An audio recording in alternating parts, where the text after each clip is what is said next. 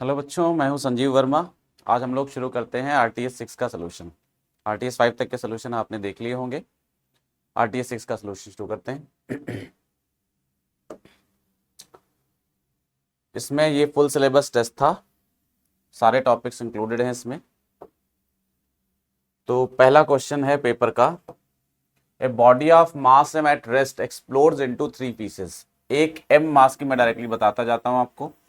M mass की body 3 pieces में explode कर जाती है। एक का मास m/4 है, दूसरे का मास m/4 है, और तीसरे का मास, जाहिर सी बात पूरा मास m था, 2 का मास गिवन है तो तीसरे का मास हाफ हो जाएगा m/2। A body of mass m at rest explodes into 3 pieces, 2 of which of mass m/4 each are thrown off in perpendicular directions with velocity 3 and 4 metre per second. जो 2 हैं ये एक 3 मीटर पर सेकेंड से चला जाता है किसी direction में, और एक 4 मीटर पर सेकेंड से परपेंडिकुलर डायरेक्शंस में ये चले जाते हैं। तो पूछ रहे हैं तीसरे के लिए वेलोसिटी क्या होगी। ये बड़ा स्टैंडर्ड टाइप का क्वेश्चन है। आज हम लोग जो क्वेश्चंस करेंगे वो थोड़ा सा उस पैटर्न पे करेंगे कि एग्जाम में आपको जल्दी से आंसर लिखना होगा तो कैसे करोगे। आज बहुत ज्यादा एक्सप्लेनेशन पे ध्यान नहीं देंगे। तो जो मोमेंटम हम लोग लिखते हैं, जब भी एक पार्टिकल 3 में एक्सप्लोड करता है, तो जैसे एक का मोमेंटम P1 है, एक का मोमेंटम P2 है और एक का मोमेंटम P3 है। इस तरह के एक्सप्लोजन के सारे question conservation of linear momentum से किए जाते हैं। और जब कभी रेस्ट में रखा हुआ एक पार्टिकल 3 में टूट जाए, 2 परपेंडिकुलरली चले जाएं और तीसरे के लिए सॉल्व करना हो, तो हमेशा डायरेक्ट इक्वेशन यूज करते हैं, P3 square equal to P1 square plus P2 square. जो 2 परपेंडिकुलर दिए इनका रिजल्टेंट निकाल लेंगे, तीसरे के बराबर कर देंगे। मोमेंटम होता है मास इंटू वेलोसिटी। तीसरे का मास है m/2 और वेलोसिटी v मान लें। पहले का मास है m/4 और वेलोसिटी 3 है, और दूसरे का मास है m/4 और वेलोसिटी 4 स्क्वायर। सॉल्व करेंगे तो m स्क्वायर सब में से कैंसिल हो जाएगा कॉमन होकर, ये बचेगा v स्क्वायर बाई 4, ये 9/4 9/16, और ये बचेगा 16/16 यानी 1। तो ये आ जाएगा 9/16 प्लस 1 25/16। तो v स्क्वायर बाई 4 आ गया 25/16, तो v स्क्वायर आ जाएगा 25/4। रूट ले लेंगे तो v आएगा अंडर रूट 25/4 यानी 5/2, और वैल्यू हो जाएगी इसकी 2.5 मीटर पर सेकेंड। तो थर्ड ऑप्शन करेक्ट हो जाएगा। सीधा डायरेक्ट फॉर्मूला लगा सकते हैं इस तरह के क्वेश्चन में। हाँ, अगर डायरेक्शन ऐसे दी होती है, एक 30 डिग्री पे चला गया, दूसरा 60 डिग्री पे चला गया, तो फिर कंजर्वेशन ऑफ मोमेंटम एक बार एक्स एक्सिस के लॉन्ग लगाते और एक बार वाई एक्सिस के लॉन्ग लगाते, 2 इक्वेशन बनती है, उससे आंसर सॉल्व होता है। खैर ज्यादातर ऐसा क्वेश्चन आता है तो ऐसे ही करेंगे। अगला है, if a simple harmonic motion is represented by this time period. Simple harmonic motion का इक्वेशन होता है d2x/dt square plus omega square x equal to 0। Compare करें तो जो x के साथ लिखा होगा इसको ओमेगा स्क्वायर बोलेंगे। तो कंपेयर करेंगे तो ओमेगा स्क्वायर की वैल्यू आ जाएगी अल्फा, ओमेगा हो जाएगा under root alpha, time period हो जाएगा 2π/ओमेगा यानी 2π/अंडर रूट अल्फा, और उसके हिसाब से सेकेंड आंसर करेक्ट हो जाएगा। सीधे कंपेयर करना है equation. In an elastic collision of 2 particles the following is conserve. जब 2 बॉडीज का इलास्टिक कोलिजन होता है तो दोनों का टोटल मोमेंटम कंजर्व रहता है, वो हमेशा रहता है चाहे इलास्टिक कोलिजन हो या ना हो, और दोनों की total kinetic energy before and after collision conserve रहती है। तो यहां पर लिखा है kinetic energy of both the particles. Individually ना तो मोमेंटम कंजर्व होता है ना ही काइनेटिक एनर्जी, दोनों का मिलाकर मोमेंटम हर एक कोलिजन में कंजर्व होगा, लेकिन काइनेटिक एनर्जी केवल इलास्टिक कोलिजन में कंजर्व होगी। अगला है, 2 particles of masses m1 and m2 and m1 is greater than m2 are initially at rest, move towards each other under an inverse square law force of attraction।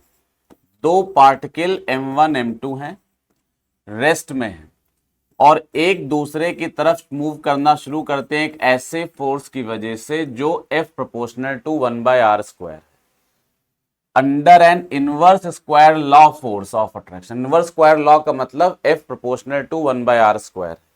ये electrostatic force हो सकता है, gravitational force हो सकता है, या कोई भी और फोर्स हो सकता है, F प्रोपोर्शनल टू 1/r²। इसकी वजह से दोनों एक दूसरे की तरफ मूव करना शुरू करते हैं। Pick out the correct statement about the centre of mass of the system. तो कह रहे हैं सेंटर ऑफ मास के लिए सही स्टेटमेंट कौन सा है। तो ये आपको प्रॉपर्टी पता है कि अगर सिस्टम कोई है, चाहे उसमें 2 बॉडीज हों, चाहे 3, चाहे 4, 10, 50, 100 कितनी भी बॉडीज हों, अगर कोई सिस्टम इनिशियली रेस्ट में है तो उसका सेंटर ऑफ मास भी रेस्ट में होगा।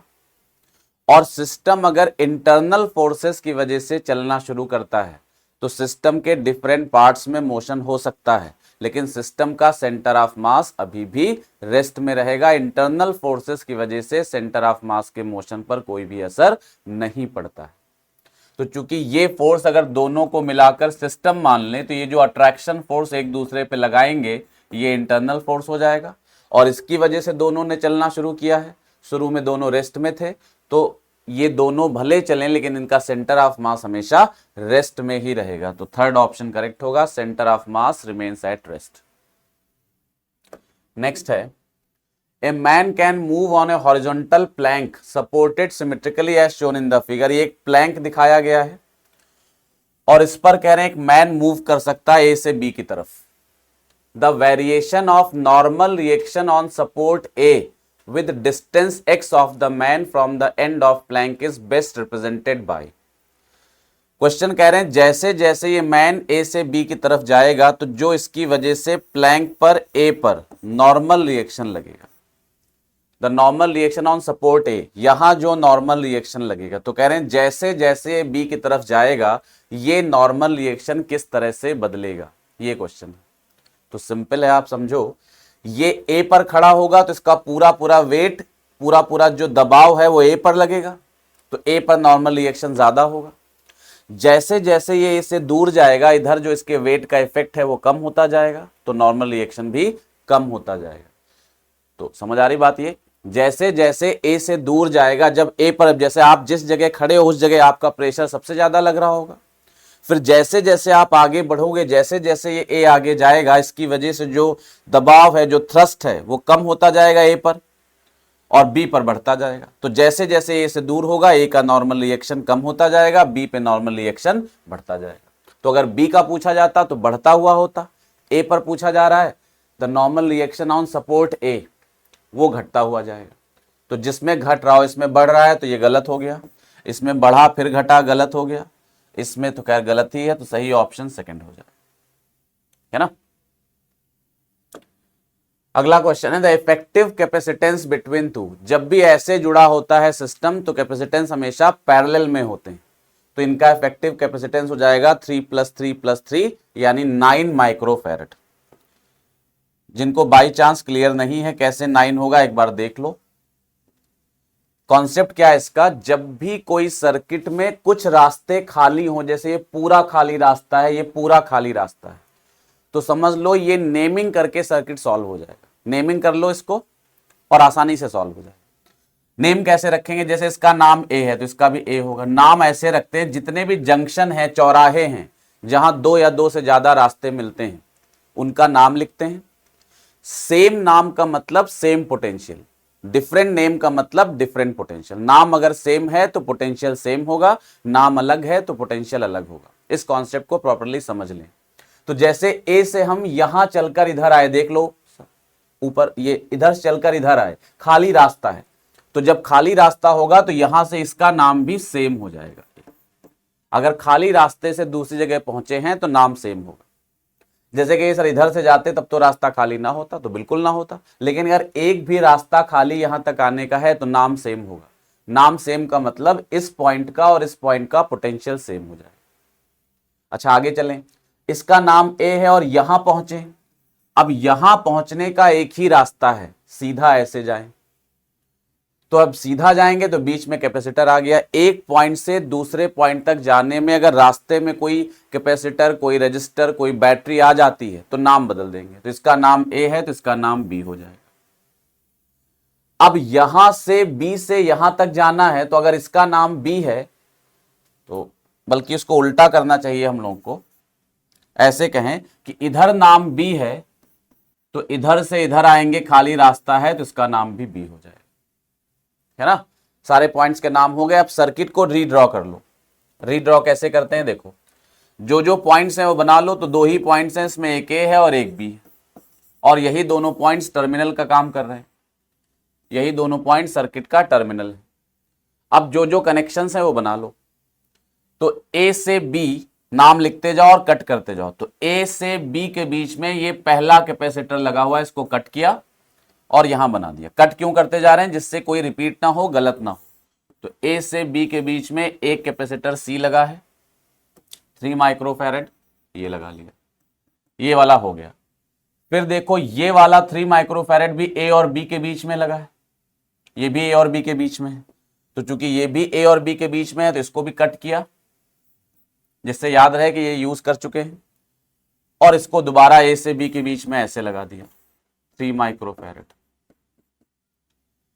फिर देखो ये वाला कैपेसिटर, ये वाला 3 माइक्रोफैरड भी ए से बी के बीच में लगा, कट कर दिया, इसको यूज हो गया ये। और ए और बी के बीच में ही लगा है तो सेम जगह बना देंगे, तो इसको भी ऐसे ही बना दिया।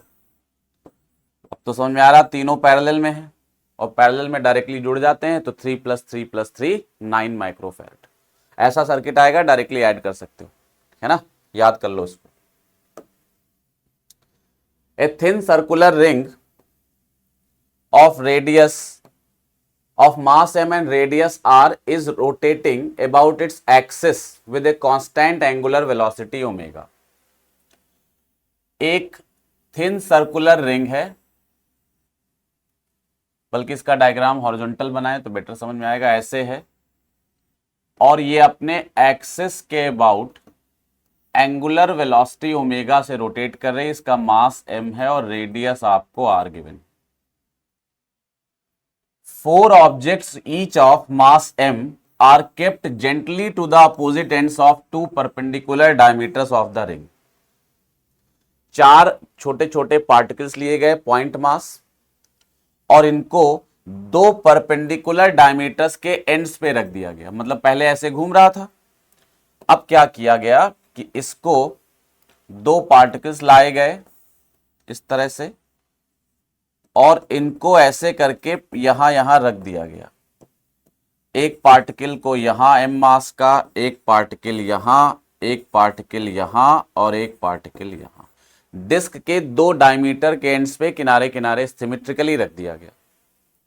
जब मास रख देंगे तो मास बढ़ जाएगा भाई। कैपिटल M मास इसका पहले से था और स्मॉल m बहुत सारे लाके रख दिए हैं तो मास बढ़ जाएगा। मास बढ़ेगा तो एंगुलर वेलोसिटी बदल जाएगी।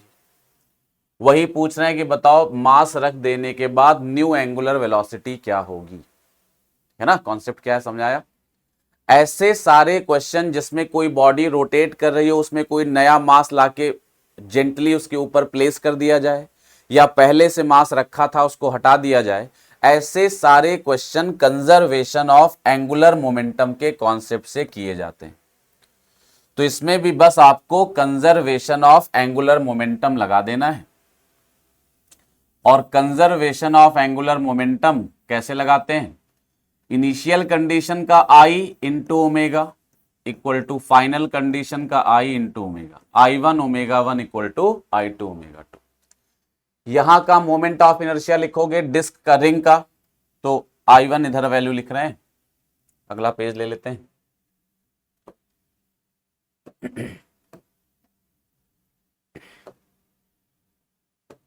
तो देखो पहले वाले केस में जब I1 ω1 इक्वल टू I2 ω2 करेंगे हम लोग, तो पहले वाले केस में I1 moment of inertia of the system है। यहां सिस्टम में केवल रिंग है और रिंग का इस एक्सिस के about moment of inertia mr² होता है, एंगुलर वेलोसिटी ओमेगा है। तो इनिशियल कंडीशन में मोमेंट ऑफ इनर्शिया हो गया mr², एंगुलर वेलोसिटी ओमेगा। बाद में 4 मासेस और ऐड हो गए, पॉइंट मासेस। तो अब रिंग का जो मोमेंट ऑफ इनर्शिया था mr², वो तो रहेगा ही रहेगा, और पॉइंट मास का एक्सिस के अबाउट मोमेंट ऑफ इनर्शिया वो भी mr² ही होता है। तो 1 पॉइंट मास का mr² और 4 पॉइंट मासेस हैं तो 4 mr² और ऐड हो जाएगा। तो कैपिटल mr² रिंग का पहले से था और स्मॉल 4 mr² और ऐड हो जाएंगे। तो बाद में मोमेंट ऑफ इनर्शिया हो जाएगा mr² प्लस 4 mr² इंटू बाद वाली एंगुलर वेलोसिटी होंगे। r² दोनों तरफ से कॉमन है, कैंसिल हो जाएगा, तो ओमेगा डैश सॉल्व होकर आ जाएगा m omega upon m plus 4m। और इस तरह से नई एंगुलर वेलोसिटी पुरानी एंगुलर वेलोसिटी से थोड़ी कम हो जाएगी। और ये तो बात समझ में आती है, जितने लोग झूले पे बैठते जाएंगे एंगुलर वेलोसिटी उतनी कम होती जाएगी। तो ये आंसर हो जाएगा। तो सही ऑप्शन होगा m omega upon m plus 4m, यानी फोर्थ ऑप्शन करेक्ट हो। आगे बढ़ते हैं। नेक्स्ट क्वेश्चन है, a satellite is moving on a circular path of radius r around earth has a time period t। एक सैटेलाइट अर्थ के चारों तरफ घूम रहा है और उसका टाइम पीरियड t है और उसके ऑर्बिट का radius r। If its radius slightly increases by delta r, ये जो स्टेटमेंट लिखा है कि radius slightly increases by delta r, इसका मतलब है कि एरर या change in radius delta r है और स्मॉल चेंज किया गया, स्लाइटली इंक्रीजेस, तो small change in radius delta r। पूछ रहे हैं चेंज इन टाइम पीरियड क्या होगा। तो सीधा इसका कॉन्सेप्ट है, हमें मालूम है square of time period satellite के केस में r³ के डायरेक्टली प्रोपोर्शनल होता है। स्मॉल चेंज हो रहा है तो स्मॉल चेंज के लिए इसको ऐसे लिखते हैं, पावर को बाहर ले आते हैं, t का change delta t upon t। 3 में पावर बाहर आ जाएगी, r की जगह लिख देंगे डेल्टा r अपॉन r। अब डेल्टा t निकालना है तो सबको उधर भेज दो, तो 3 डेल्टा r बाई 2 RT, ये आंसर आ जाएगा, बाई 2r और t ऊपर चला जाएगा, तो 3 delta r by r t by 2, ये आंसर आ जाएगा। तो 3t delta r by 2r, first option correct हो जाएगा। सिंपल, जैसे जब स्मॉल चेंज कराते हैं ना किसी चीज में, तो जो परसेंटेज एरर निकालने का तरीका होता था, समझ लो वही है। क्योंकि इसमें स्मॉल चेंज इन रेडियस दिया है तो small change in time period निकालना है, तो फर्स्ट ऑप्शन करेक्ट हो जाएगा, 3/2 t delta r by r।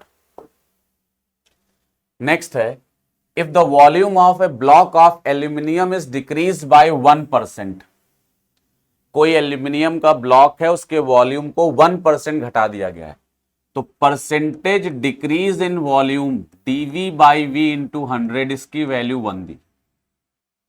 Percentage change in volume, volume को 1% घटा दिया गया तो परसेंटेज चेंज इन वॉल्यूम 1 दिया है। पूछ रहे हैं द प्रेशर यानी stress on it surface is increased by, तो कह रहे हैं स्ट्रेस कितना बढ़ जाएगा, और बल्क मॉडुलस दिया।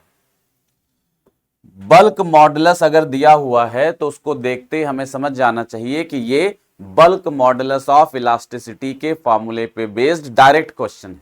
क्या होता है फॉर्मूला, देखो, बीटा होता है dP upon dV by V, normal stress upon volume strain. dV by V की वैल्यू यहां से अच्छी तरह समझ सकते हो, 1/100 आ जाएगी, तो dV बाई V की जगह 1/100 रख देंगे, तो ये आ जाएगा dP अपॉन 1/100, यानी बीटा आ जाएगा 100 dP।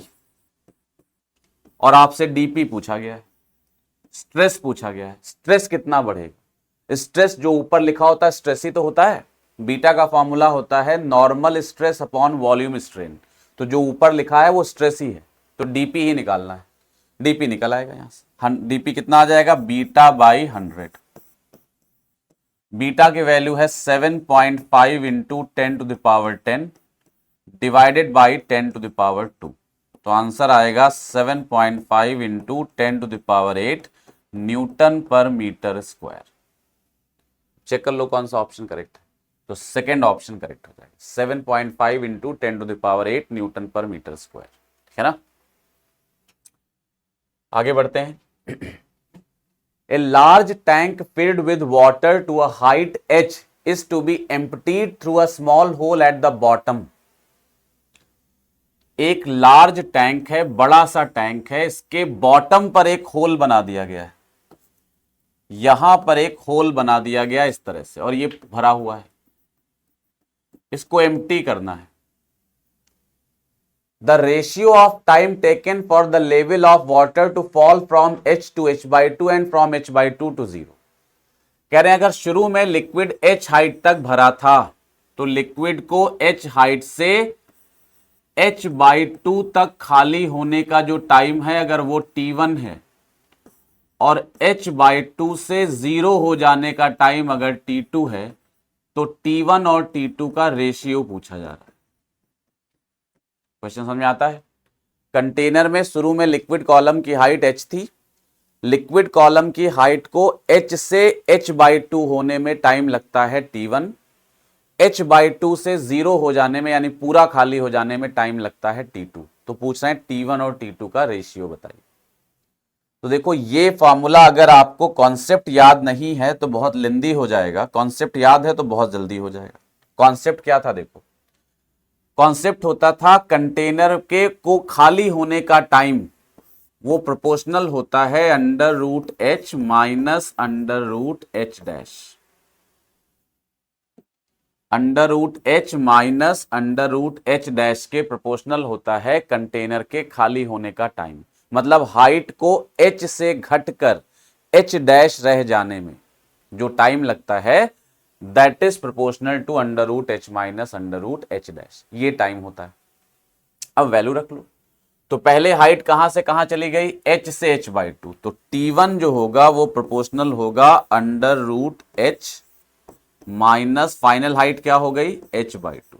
ये इनिशियल हाइट, यहां फाइनल हाइट। फिर H/2 से 0 होने का टाइम T2 है तो T2 proportional to initial height क्या होगी? H/2 और फाइनल हाइट क्या होगी? 0।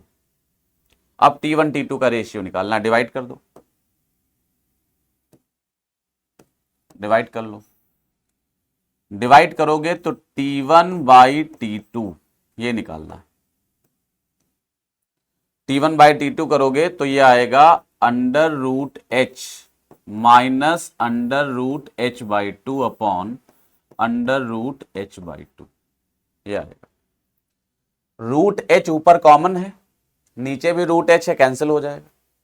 तो √H कॉमन होके कैंसिल हो गया तो ऊपर यहां बचा 1, यहां बचा 1/√2 और नीचे भी बचेगा 1/√2।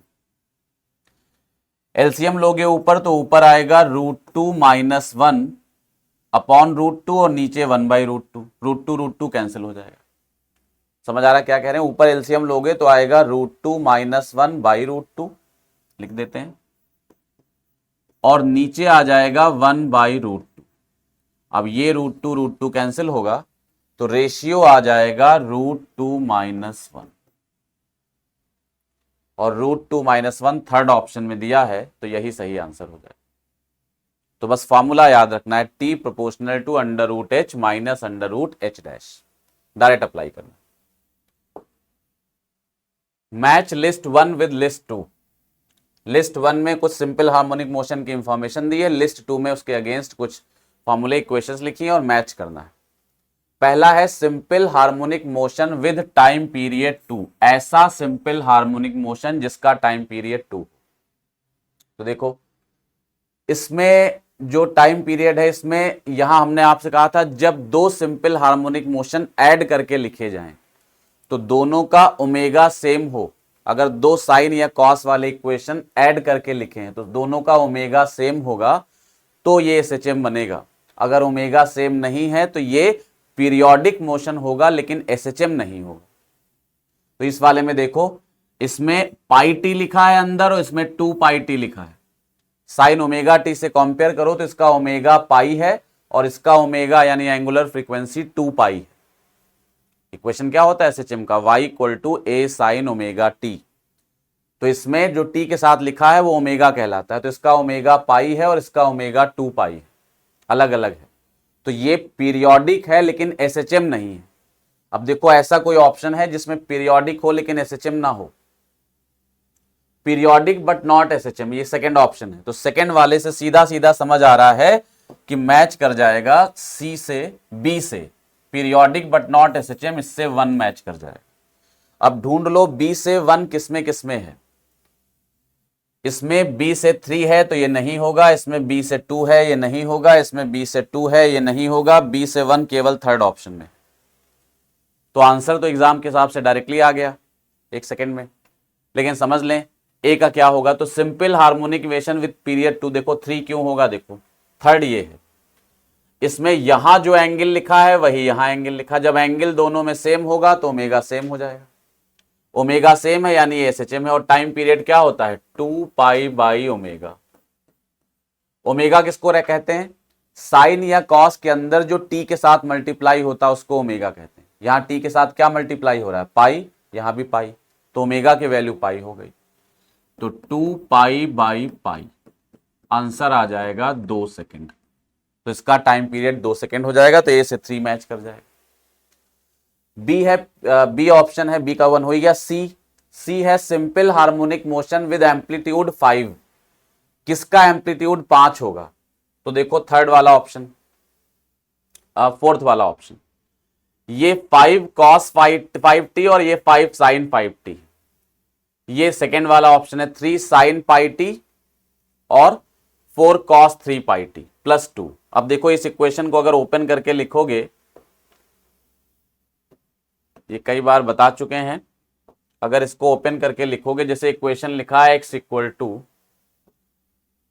3 sin 3 pi t plus 4 cos 3 pi t plus 2, 3 sin 3 pi t plus 4 cos 3 pi t plus 2, ये लिखा है। ये एसएचएम का इक्वेशन है, लेकिन ये स्टैंडर्ड फॉर्म में नहीं है, ये a sin omega t plus b cos omega T form में है। ये हम लोगों ने ऑल्टरनेटिंग करंट पढ़ा था, तब भी सोचा था इसको स्टैंडर्ड फॉर्म में कैसे लिखते हैं। ये लिखा जाता है अंडर रूट ए स्क्वायर प्लस बी स्क्वायर, तो 3 square plus 4 square sine omega T यानी 3 पाई टी प्लस डेल्टा और प्लस 2, ऐसे इस इक्वेशन को लिख सकते हैं। अब ये स्टैंडर्ड फॉर्म में आ गई, अब स्टैंडर्ड फॉर्म में है तो ये इसका एम्पलीट्यूड कहलाएगा, और एम्पलीट्यूड कितना हो जाएगा 5, तो एम्पलीट्यूड हो जाएगा इसका 5।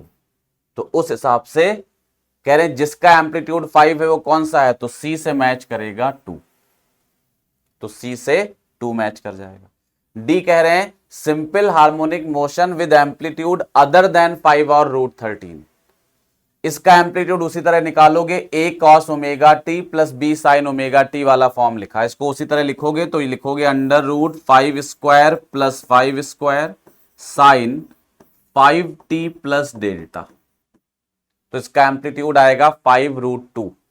इसमें कह रहे हैं ना 5 हो ना रूट 13 हो, तो इसका आएगा 5 रूट 2, तो इससे मैच करेगा फोर्थ, तो डी से फोर्थ मैच करेगा। तो इतना लंबा जाने की जरूरत नहीं थी, एक ही ऑप्शन से आंसर पता चल गया था, तो ये हम कर सकते हैं, ये एसएचएम का पार्ट था। अगला क्वेश्चन है a cylinder of radius R, इसको पेज ले लेते हैं। अगला क्वेश्चन क्या है देखो, इसमें कह रहे हैं एक आर रेडियस का सिलेंडर है, इस तरह से सॉलिड सिलेंडर, और इसका रेडियस आर है, और इसको कवर करके इन्वेलप करते हुए एक और सिलेंडर है, हॉलो सिलेंडर है बाहर वाला, और समझ लो बाहर वाले सिलेंडर के अंदर अंदर वाला सिलेंडर फिट हो गया इस तरह से। जो रेडियस आपको गिवन है ये एक्सिस हो गया, अंदर वाले सिलेंडर का रेडियस r है, बाहर वाले का 2r, इसकी कंडक्टिविटी K1 है और इसकी कंडक्टिविटी K2। ये थर्मल कंडक्शन का क्वेश्चन है। कह रहे हैं एक बड़ा सा पाइप है येलो वाला, उस पाइप के अंदर एक छोटे पाइप को ग्रीन वाले को इंसर्ट कर दिया गया, ये क्वेश्चन है। ये K1 K2 दिए हैं, पूछ रहे हैं इक्विवेलेंट थर्मल कंडक्टिविटी बताइए।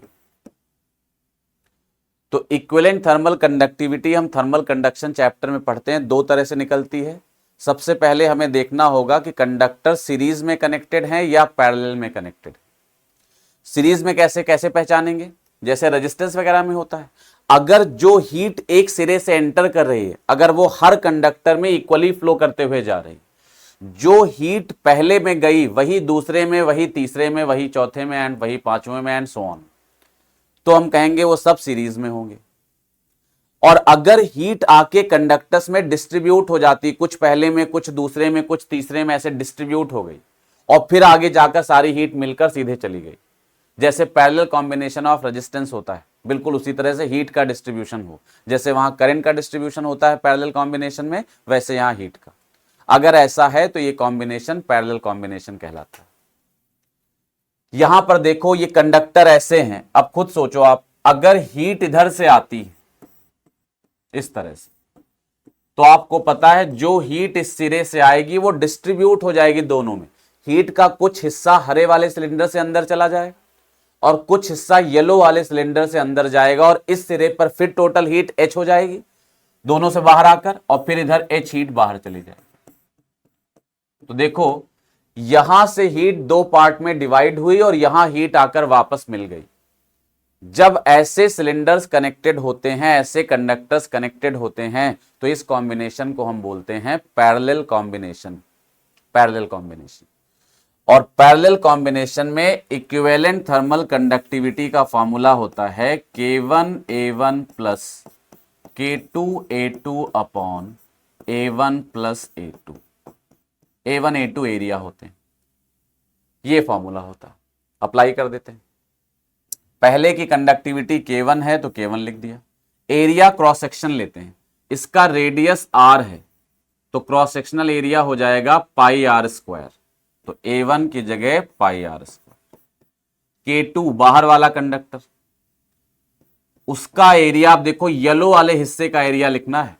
अब ध्यान समझ लो, ये हो गया ग्रीन वाला हिस्सा, आर रेडियस का, सामने से डायग्राम दिखा रहे हैं, और ये हो गया येलो वाला हिस्सा 2r रेडियस का बाहर। और येलो वाले हिस्से का जब एरिया लिखना होगा तो येलो वाला एरिया कितना हो जाएगा बताओ?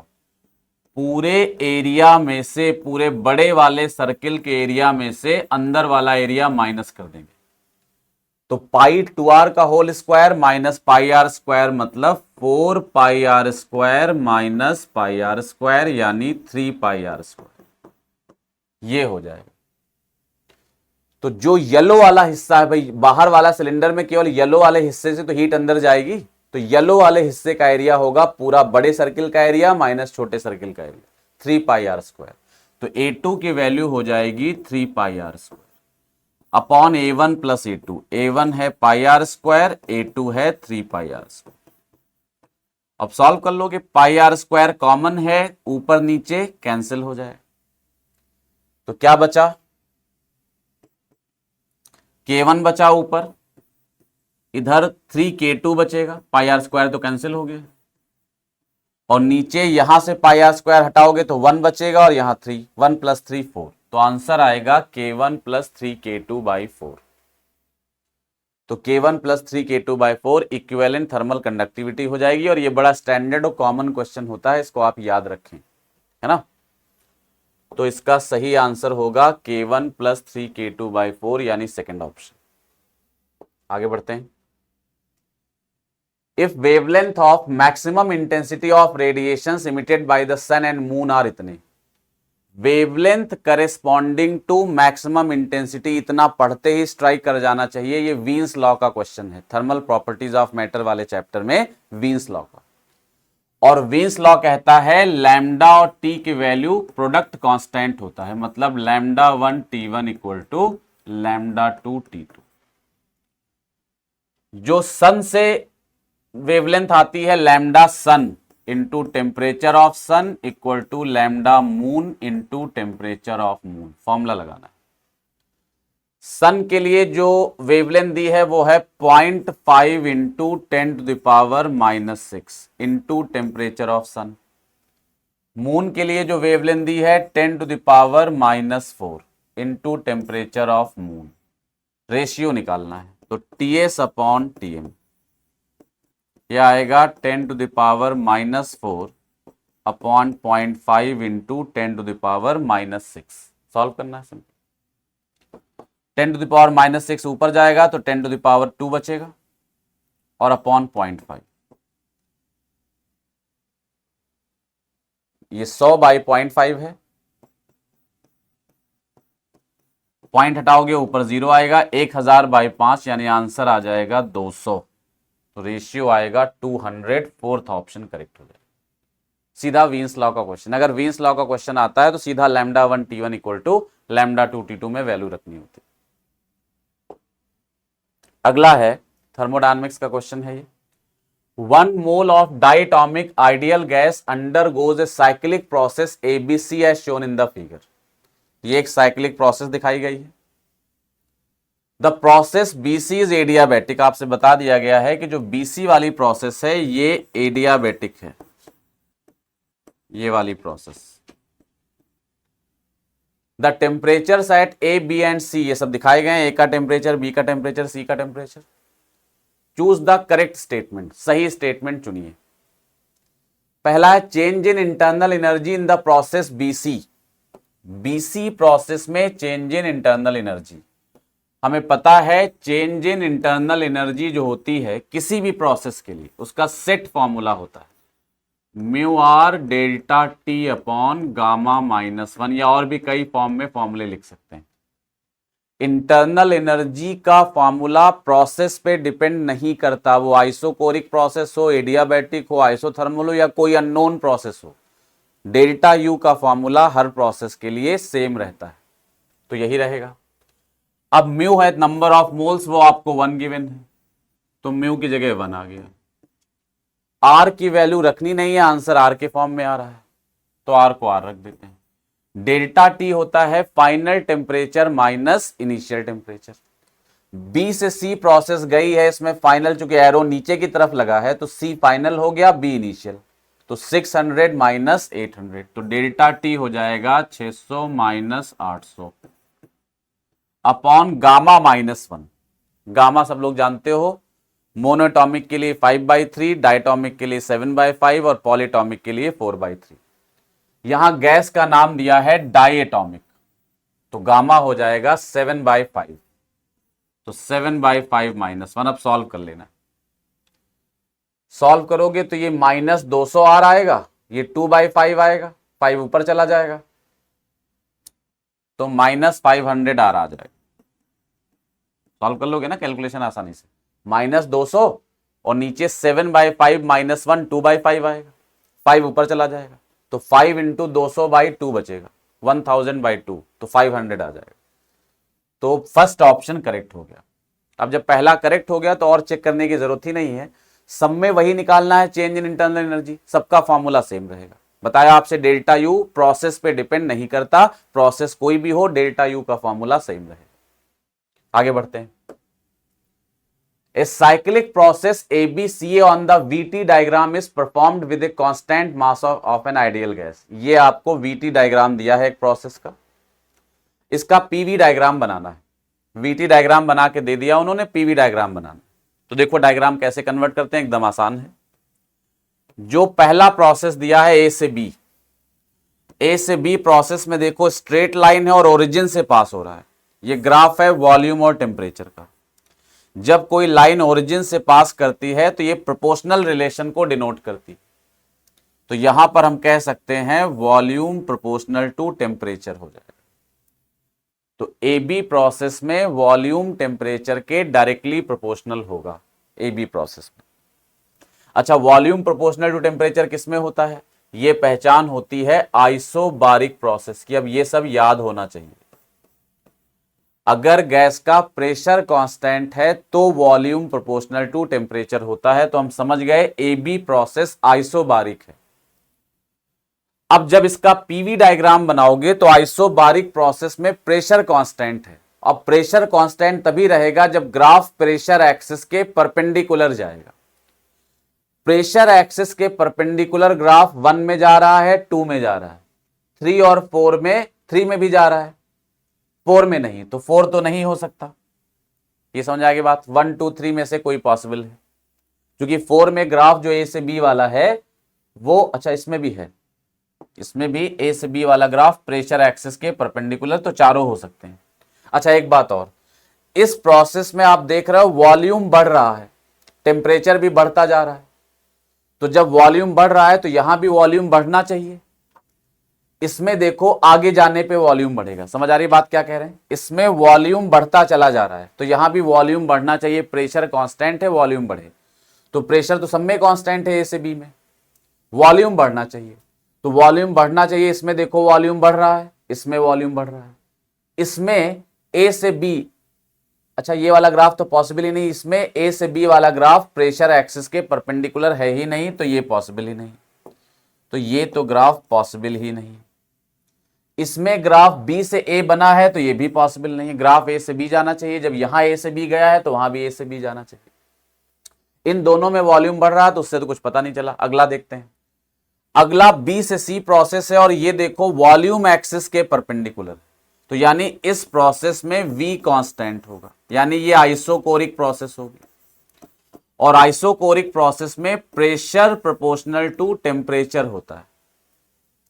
आइसोकोरिक प्रोसेस में वॉल्यूम कांस्टेंट होगा और प्रेशर प्रोपोर्शनल टू टेम्परेचर। तो देखो बीसी प्रोसेस ऐसी होनी चाहिए जिसमें वॉल्यूम कांस्टेंट, और वॉल्यूम कांस्टेंट होगा तो ग्राफ वॉल्यूम एक्सिस के परपेंडिकुलर जाएगा। जो कांस्टेंट है ग्राफ उसके परपेंडिकुलर, वॉल्यूम कांस्टेंट है तो ग्राफ वॉल्यूम के परपेंडिकुलर जाना चाहिए। इसमें नहीं जा रहा है तो ये गलत हो गया, इसमें जा रहा है ये सही है, तो यही सही आंसर हो गया।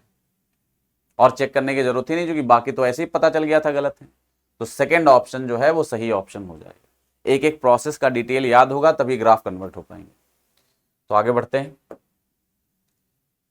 लिस्ट 1 लिस्ट 2 मैच करना है।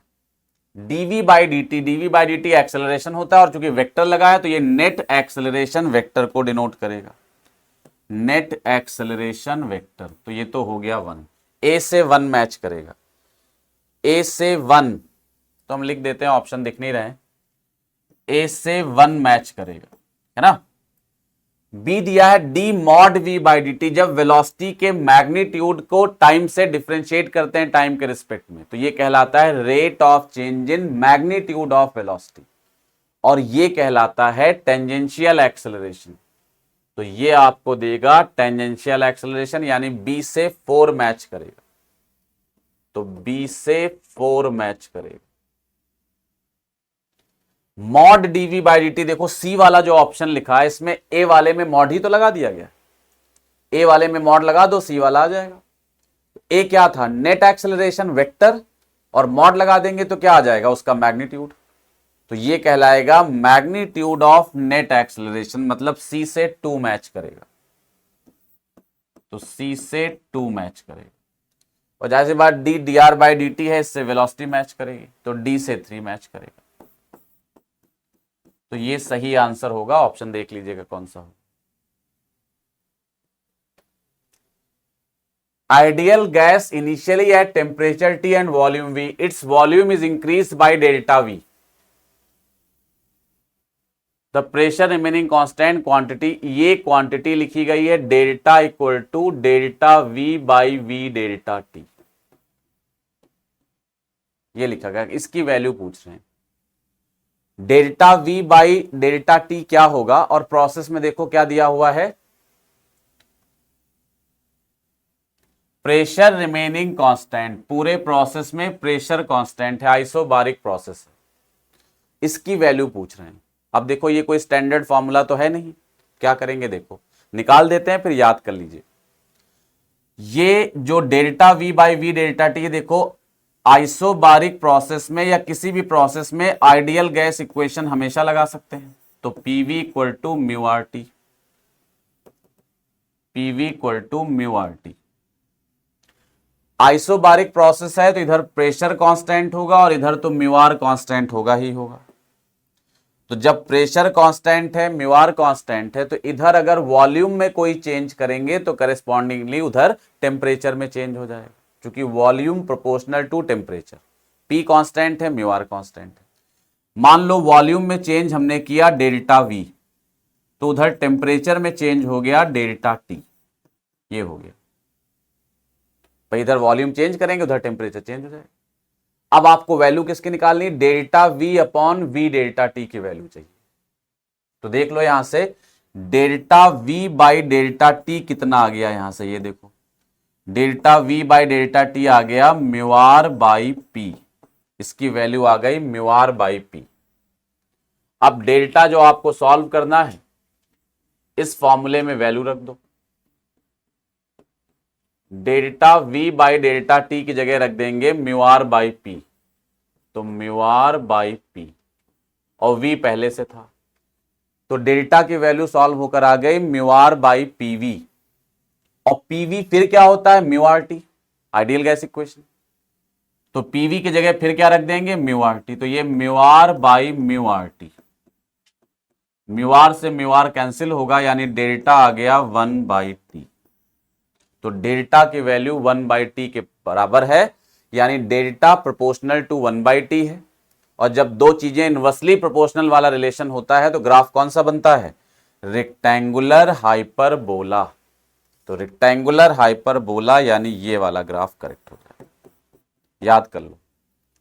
जैसे आइसोबारिक प्रोसेस में उन्होंने delta we by we delta T पूछा, याद कर लो, इसकी वैल्यू 1/t होती है डायरेक्टली। वैसे आइसोकोरिक प्रोसेस में आपसे क्या पूछ सकते हैं, वो लिख देते हैं। आइसोकोरिक प्रोसेस में वो आपसे पूछ सकते हैं delta P by P delta T, इसकी वैल्यू बताओ, और याद कर लो इसकी वैल्यू भी 1/t होती। तो दोनों की वैल्यू याद कर लो सेम होती, delta we by we delta T पूछेंगे आइसोबारिक प्रोसेस में, और delta P by P delta T पूछेंगे आइसोकोरिक प्रोसेस में, और दोनों की वैल्यू 1/t होती। तो ग्राफ रेक्टेंगुलर हाइपरबोला। अगला है एन ओपन ऑर्गन पाइप। दो ऑर्गन पाइप हैं ओपन, एक की लेंथ L है और एक की लेंथ है L+X। दोनों को फंडामेंटल फ्रीक्वेंसी में वाइब्रेट कराया गया है और उसका डिफरेंस पूछ रहे हैं, बीट फ्रीक्वेंसी। बीट फ्रीक्वेंसी का मतलब होता है दोनों की फ्रीक्वेंसी का डिफरेंस, N1 - N2 लिखते हैं। देखो फंडामेंटल फ्रीक्वेंसी ओपन पाइप की होती है V/12, और इधर भी वही होगी V/2 L+X। डिफरेंस निकालना है तो N1 - N2 निकालना है, घटा दो, तो V/12 minus V/2 times L+X। V/2 common आ गया, 1/L माइनस 1/L+X। एलसीएम ले लेंगे, L+X इंटू L, सॉल्व कर लोगे, ये बचेगा L+X माइनस L, L से L कैंसिल हो गया, इधर लिखना पड़ेगा, L से L कैंसिल हुआ तो क्या आया बताइए, N2 minus N1 minus N2, ये बचा V/2 इंटू अंदर बचा X upon L+X into L।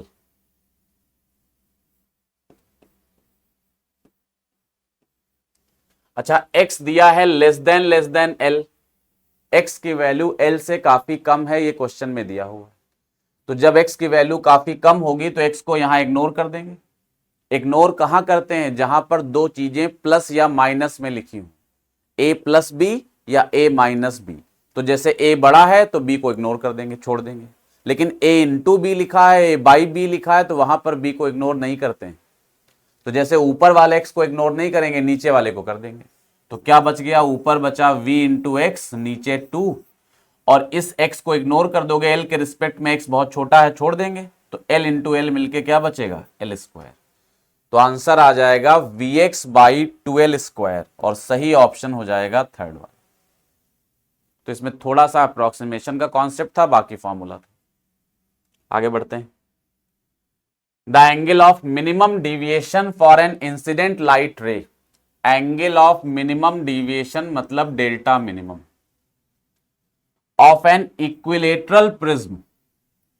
Equilateral prism है तो मतलब इसके सारे एंगल 60 डिग्री होंगे। जो भी दिया है वो इंफॉर्मेशन लिख लेते हैं। Is equal to its refracting angle. Refracting angle क्या होता है, जिस सरफेस से रे आती है, जैसे इधर से रे आई और ऐसे चली गई, तो ये एंगल जिन दो सरफेसेस से रिफ्रैक्शन हुआ है इनके बीच का एंगल ये रिफ्रैक्टिंग एंगल कहलाता है, ए से डिनोट करते हैं। क्वेश्चन में दिया है जो एंगल ऑफ मिनिमम डिविएशन है delta minimum, that is equal to A, ये ए के बराबर है, और ए कितना है 60 डिग्री। तो ये आपको क्वेश्चन में दिया हुआ है। तो पूछ क्या रहे हैं, देखो म्यू बताइए, refractive index of the material कितना होगा वो बताइए, म्यू निकालना। ए पता है, डेल्टा मिनिमम पता है, म्यू बताना है। एक ही ऐसा फॉर्मूला है जिसमें तीनों आते हैं, म्यू भी, ए भी और डेल्टा मिनिमम, और वो फॉर्मूला क्या होता है, mu equal to sine A plus delta minimum by 2 upon sine A by 2। Value रख लोगे, साइन ए की वैल्यू भी 60 डिग्री है, डेल्टा मिनिमम की वैल्यू भी 60 डिग्री है बाई 2, और नीचे आएगा साइन ए की वैल्यू 60 डिग्री बाई 2, ऊपर आ जाएगा साइन 120 बाई 2 मतलब साइन 60, और नीचे आएगा साइन 30। साइन 60 होता है √3/2 और साइन 30 होता है 1/2, 2 कैंसिल हो गया, म्यू की वैल्यू √3 के बराबर आ जाएगी, सेकेंड ऑप्शन करेक्ट हो जाएगा। सीधा फॉर्मूले में वैल्यू रखनी थी। 2 points P and Q are maintained at potential of 10 volt and -4 volt respectively. दो पॉइंट्स हैं, एक का पोटेंशियल 10 वोल्ट है और एक का पोटेंशियल -4 वोल्ट है, ये P है, ये Q। The work done in moving 100 electrons from P to Q, 100 electrons को मूव करके P से Q ले जाना है, वर्क डन बताइए। ये पढ़ा है हम लोगों ने कि जब भी चार्ज को एक पॉइंट से दूसरे पॉइंट तक मूव करके ले जाते हैं तो वर्क डन का फॉर्मूला होता है Q डेल्टा V। Q वो चार्ज है जिसे आप लेकर जा रहे हो, डेल्टा V है जहां से जहां तक लेकर जा रहे हो वहां से वहां तक का पोटेंशियल डिफरेंस। हम लेकर किसको जाना है, हमें 100 इलेक्ट्रॉन्स को, तो 100 इलेक्ट्रॉन्स का चार्ज हो जाएगा -100E। इस फॉर्मूले में चार्ज को विद साइन रखते हैं, -100E, और डेल्टा V होगा VQ माइनस VP। सॉल्व करना है बस, तो -100E की जगह आएगा 1.6 इंटू 10⁻⁻19, Q का पोटेंशियल -4 और P का पोटेंशियल 10, तो -14, माइनस माइनस प्लस हो जाएगा, तो 1.6 इंटू 14 इंटू 10⁻⁻17। सॉल्व कर लोगे, ये आंसर दोनों माइनस में है, ये तो हो ही नहीं सकते, है ना। P से Q ले जाना है ना,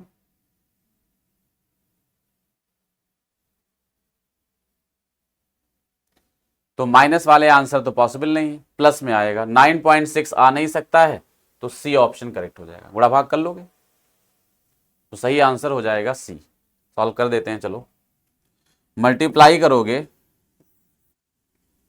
ये आएगा 22.4 इंटू 10⁻⁻17, तो 2.24 इंटू 10⁻⁻16 जूल, ये आंसर आ जाएगा।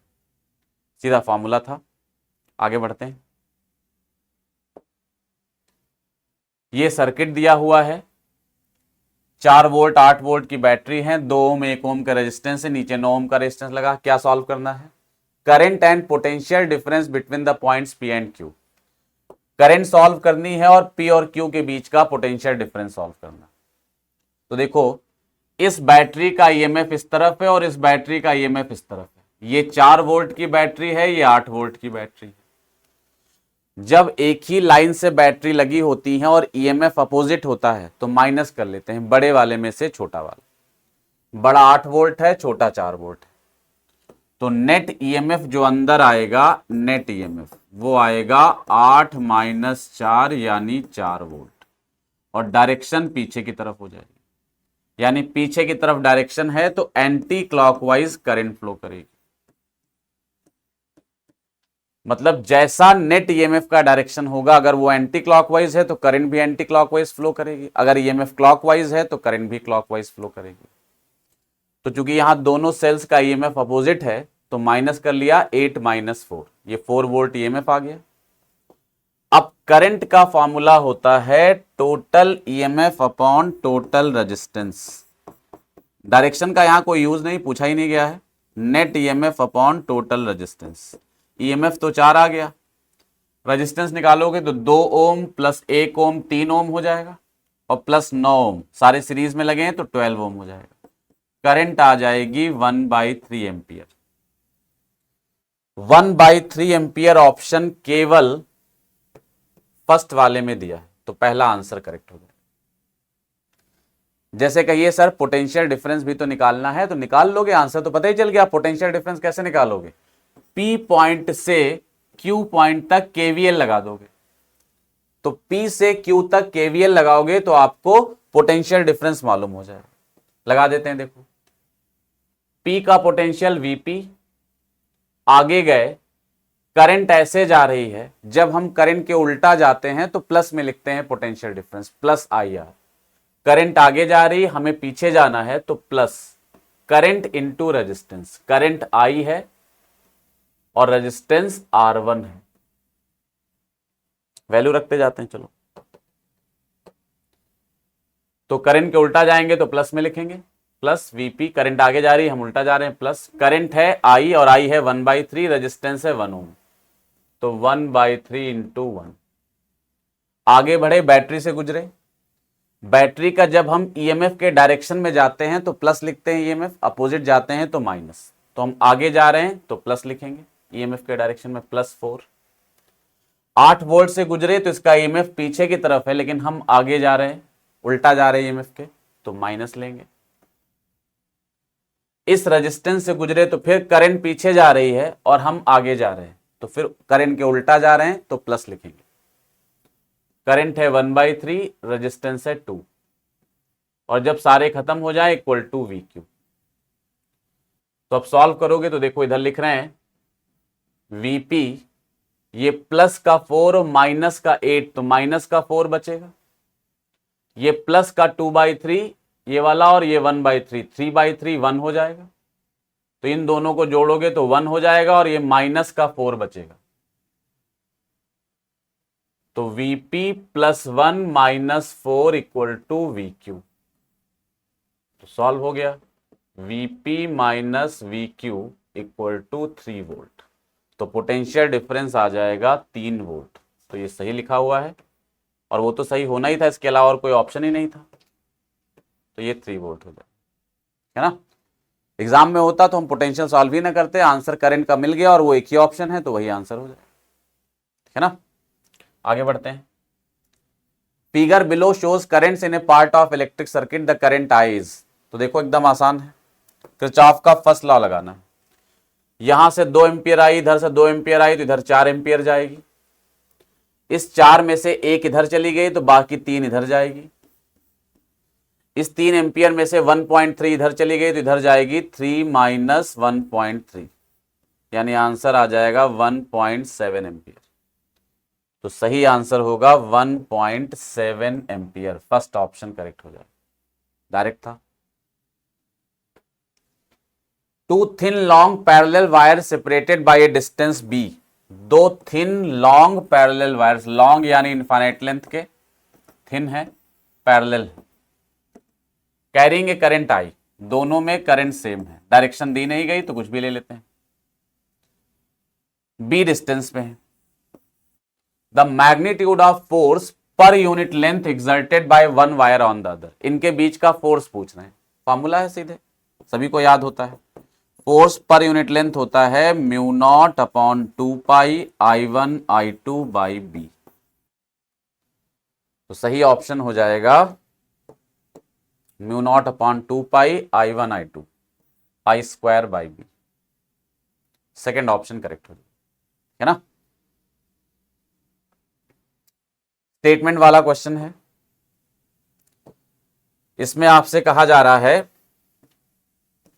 स्टेटमेंट 1 है if a proton and an alpha particle enter a uniform magnetic field perpendicularly.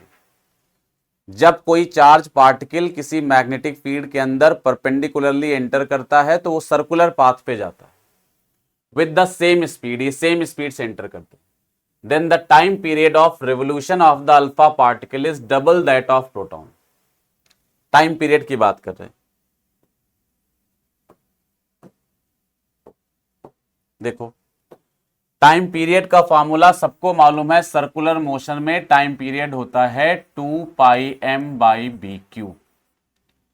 2 pi constant है, b सबके लिए सेम है, तो t proportional to m by q हुआ। जब अल्फा पार्टिकल का टाइम पीरियड लिखेंगे तो मास अल्फा पार्टिकल का लेंगे, चार्ज अल्फा पार्टिकल का लेंगे। अल्फा पार्टिकल का मास प्रोटॉन के मास का 4 गुना होता है, तो अगर प्रोटॉन का मास m है तो अल्फा पार्टिकल का मास 4m होगा। अल्फा पार्टिकल का चार्ज प्रोटॉन के चार्ज के 2 गुना होता है, तो 2e हो जाएगा। अल्फा पार्टिकल के लिए लिखेंगे टाइम पीरियड तो मास m लेंगे, चार्ज e लेंगे। अब डिवाइड कर लो, m बाई ई से m बाई ई कैंसिल हो जाएगा, तो t alpha upon TP alpha particle का टाइम पीरियड अपॉन प्रोटॉन का टाइम पीरियड, ये 4/2 2 हो जाएगा, ये 2 आ गया, तो t alpha equal to 2 times T P आ गया। यानी अल्फा पार्टिकल के लिए टाइम पीरियड प्रोटॉन के टाइम पीरियड का डबल होगा, ये बात सही है। तो पहला स्टेटमेंट करेक्ट है, तो स्टेटमेंट 1 इज करेक्ट। स्टेटमेंट 2 है in a magnetic field the time period of revolution of a charge particle is directly proportional to mass. ये भी सही है, टाइम पीरियड होता है 2 pi m by B Q, तो t directly proportional to mass, ये सही है। तो स्टेटमेंट 2 सही है, लेकिन ये एक्सप्लेनेशन सही नहीं है, क्योंकि एक्सप्लेनेशन की बात करें अगर ये, तो हमें पता है time period proportional to m by q करना पड़ेगा, तब आंसर आएगा। क्योंकि अल्फा का और प्रोटॉन का चार्ज भी तो अलग अलग है, तो केवल मास नहीं कह सकते हैं, कहना चाहिए t is proportional to m by q, और वहां कह रहे हैं प्रोपोर्शनल टू m, तो गलत हो जाएगा। तो यानी स्टेटमेंट 2 लिखा तो सही है, लेकिन जो एक्सप्लेनेशन है वो प्रॉपर नहीं मिल पाएगा इसमें, तो सही आंसर हमें टिक करना चाहिए both the statements are true but statement 2 is not the correct explanation of statement 1। ये असर्शन रीजन वाला क्वेश्चन है, स्टेटमेंट फॉर्म में लिखा है। नेक्स्ट है variation of photo electric current with collector plate potential for different intensities. Intensities अलग अलग हैं, फ्रीक्वेंसी फिक्स्ड है, मतलब सेम है। तो ये फोटो इलेक्ट्रिक इफेक्ट चैप्टर का क्वेश्चन है। फोटो करंट में और पोटेंशियल डिफरेंस में ग्राफ बनाना है, बड़ा कॉमन ग्राफ होता है। सेम फ्रीक्वेंसी है, इंटेंसिटी अलग अलग। अब आप सबको याद है कि स्टॉपिंग पोटेंशियल जो होता है वो फ्रीक्वेंसी पे डिपेंड करता है, फ्रीक्वेंसी पर। तो अगर फ्रीक्वेंसी सेम है तो स्टॉपिंग पोटेंशियल ग्राफ ऐसा बनेगा कि उसका स्टॉपिंग पोटेंशियल सेम होगा। स्टॉपिंग पोटेंशियल जहां ग्राफ पीछे कट करते हैं जाकर इसको बोलते हैं स्टॉपिंग पोटेंशियल। ये पॉइंट स्टॉपिंग पोटेंशियल को डिनोट करता है। दोनों का स्टॉपिंग पोटेंशियल सेम होना है, तो इसमें सेम है और इसमें सेम है, इसमें अलग अलग है, ये हो ही नहीं सकता, और स्ट्रेट लाइन ग्राफ तो अलग अलग बन ही नहीं सकता। ये क्यों गलत है? क्योंकि इसमें दोनों का स्टॉपिंग पोटेंशियल अलग अलग दिखाया गया है, तो ये गलत हो गया। अच्छा, इंटेंसिटी अलग है, तो इंटेंसिटी फोटो करंट जो है वो इंटेंसिटी पे डिपेंड करती है, सैचुरेशन फोटो करंट। तो जिसकी इंटेंसिटी ज्यादा है उसका फोटो करंट ज्यादा होगा, वो ग्राफ ऊपर होगा। जिसकी इंटेंसिटी कम है वो ग्राफ नीचे होगा। Saturation photo current proportional to intensity होती है, तो जिसकी इंटेंसिटी ज्यादा उसकी सैचुरेशन फोटो करंट ज्यादा। तो यहां देखो I1 ज्यादा है, तो ये I1 वाला ग्राफ ऊंचा होना चाहिए। इसमें I1 नीचे है इसलिए ये गलत हो गया, इसमें I1 ऊपर है तो फोर्थ ग्राफ करेक्ट हो गया। ये ग्राफ बहुत प्रॉपर्ली हम लोगों ने पढ़े हुए हैं, याद होने चाहिए। अगला है which one of the following is not true. सही नहीं है वो आंसर बताना। तो आसान है ये, एम्पियर्स लॉ यही होता है, ये सही है। Faraday law equal to d phi by D T. अच्छा, यहां प्लस क्यू है, ये करेक्शन हुआ है, ये प्लस क्यू है। फैराडे लॉ होता है equal to minus d phi by D t, और यहां प्लस लिखा है, तो ये ऑप्शन गलत हो गया, और जो गलत है वही अपना आंसर हो गया। तो सेकेंड ऑप्शन हो गया। बायो सावर्ट लॉ यही होता है, mu naught by 4 pi I d l cross upon r cube, सही है। गॉस लॉ यही होता है, E dot d equal to q by epsilon naught. Epsilon naught को उधर भेज दिया गया है तो ऐसे लिखा है, तो बाकी ऑप्शन सही है, सेकेंड गलत। When current in a coil changes from 5 ampere to 2 ampere in 0.1 second, किसी कॉइल में करंट बदल रही है और वो 5 एम्पियर से 2 एम्पियर हो गई है इन 0.1 second, an average voltage of 50 volt is produce, जो वोल्टेज प्रोड्यूस हुआ। अब बताओ, कॉइल अगर है, कॉइल मतलब इंडक्टर, इंडक्टर में करंट वेरी कर रही है तो इंड्यूस्ड ईएमएफ आ जाएगा। तो जो पोटेंशियल डिफरेंस दिया है इसका मतलब वो इंड्यूस्ड ईएमएफ दिया है 50 वोल्ट। पूछ रहे हैं सेल्फ इंडक्टेंस क्या होगा कॉइल का, what is the self inductance of the coil.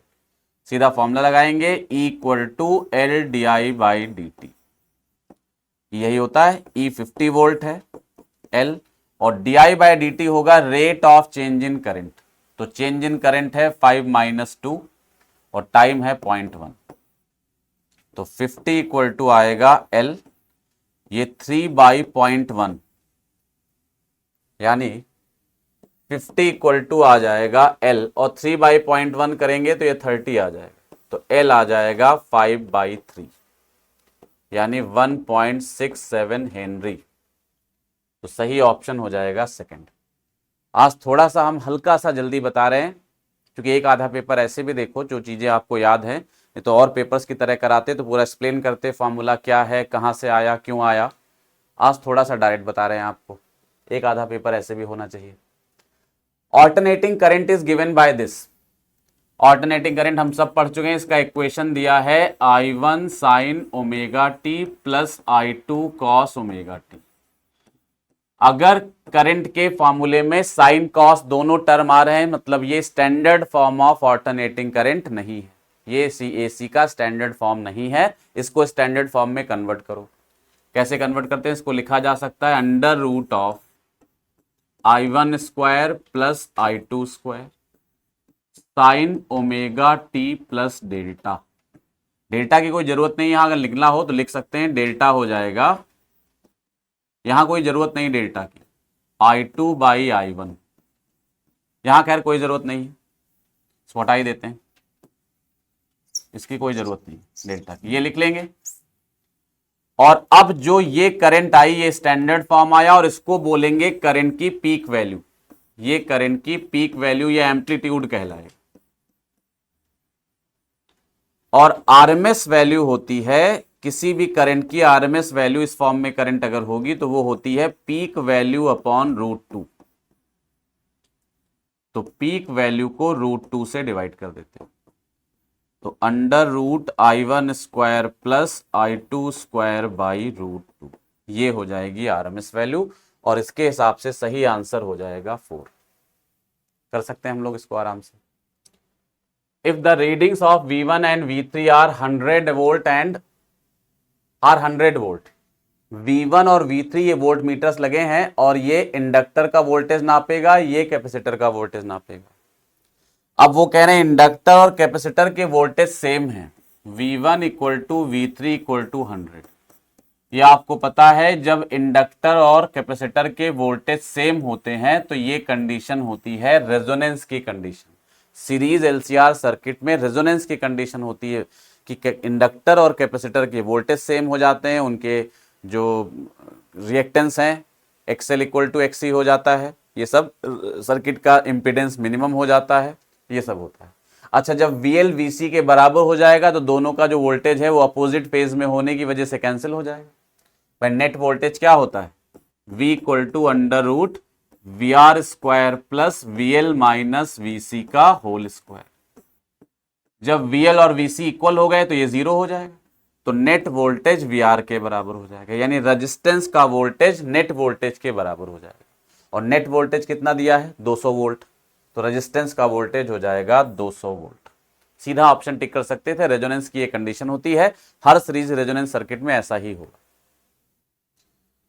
अगला क्वेश्चन है, the figure shows a double slit experiment where P and Q are the slits. ये दो स्लिट्स हैं, यहां से दो वेव्स x पे पहुंची, एक वेव की लेंथ आपको दी हुई है n लैम्डा और दूसरे वेव की लेंथ आपको दी हुई है n+2 लैम्डा। ये वेव की पाथ लेंथ दे दी गई, इस वेव की पाथ लेंथ है n लैम्डा और इस वेव की पाथ लेंथ है n+2 लैम्डा।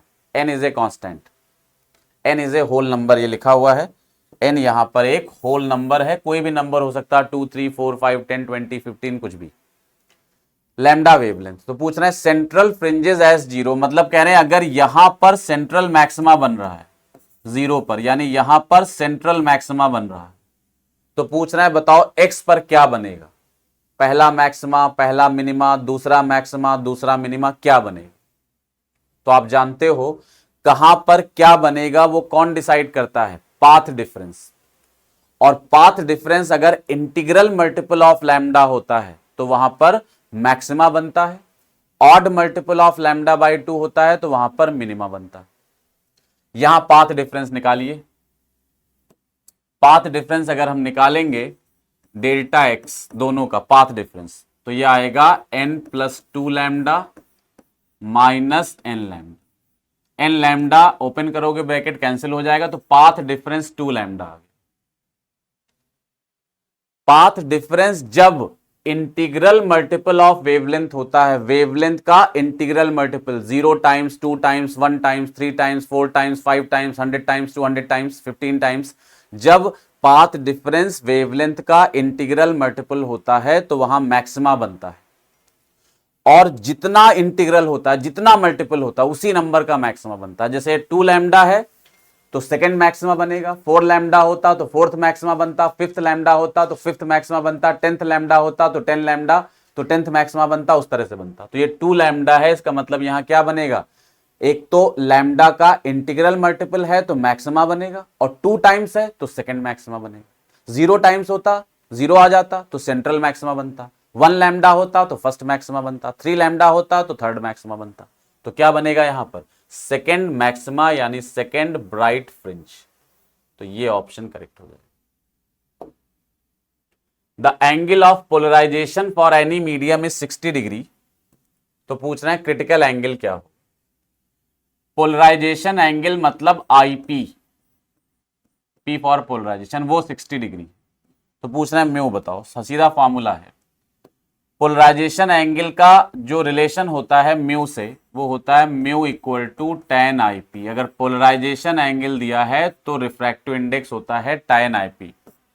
ये 60 डिग्री है तो tan 60, tan 60 √3 होगा, ये म्यू निकल आया। और अब अगर आपसे पूछा जा रहा क्रिटिकल एंगल बताओ, तो क्रिटिकल एंगल आप सब जानते हो, साइन थीटा सी, थीटा सी क्रिटिकल एंगल, ये 1/μ के इक्वल होता है, यानी साइन थीटा सी हो जाएगा यहां से 1/√3। तो थीटा सी हो जाएगा साइन इनवर्स 1/√3, ये हो जाएगा। तो इस तरह से डायरेक्ट आंसर आ जाएगा। ये सब बातें, इसमें बहुत सारी बातें बताने लायक होती हैं, कब ऐसा करते हैं कब नहीं करते हैं। बताया था क्लास में कि डेंसर से रेयरर में वेव आए, रेयरर से डेंसर में वेव आए तो क्या क्या होता है पोलराइजेशन में, तो बहुत सारे कॉन्सेप्ट होते हैं। खैर अभी तो हम लोग सिर्फ क्वेश्चन ही कर रहे हैं।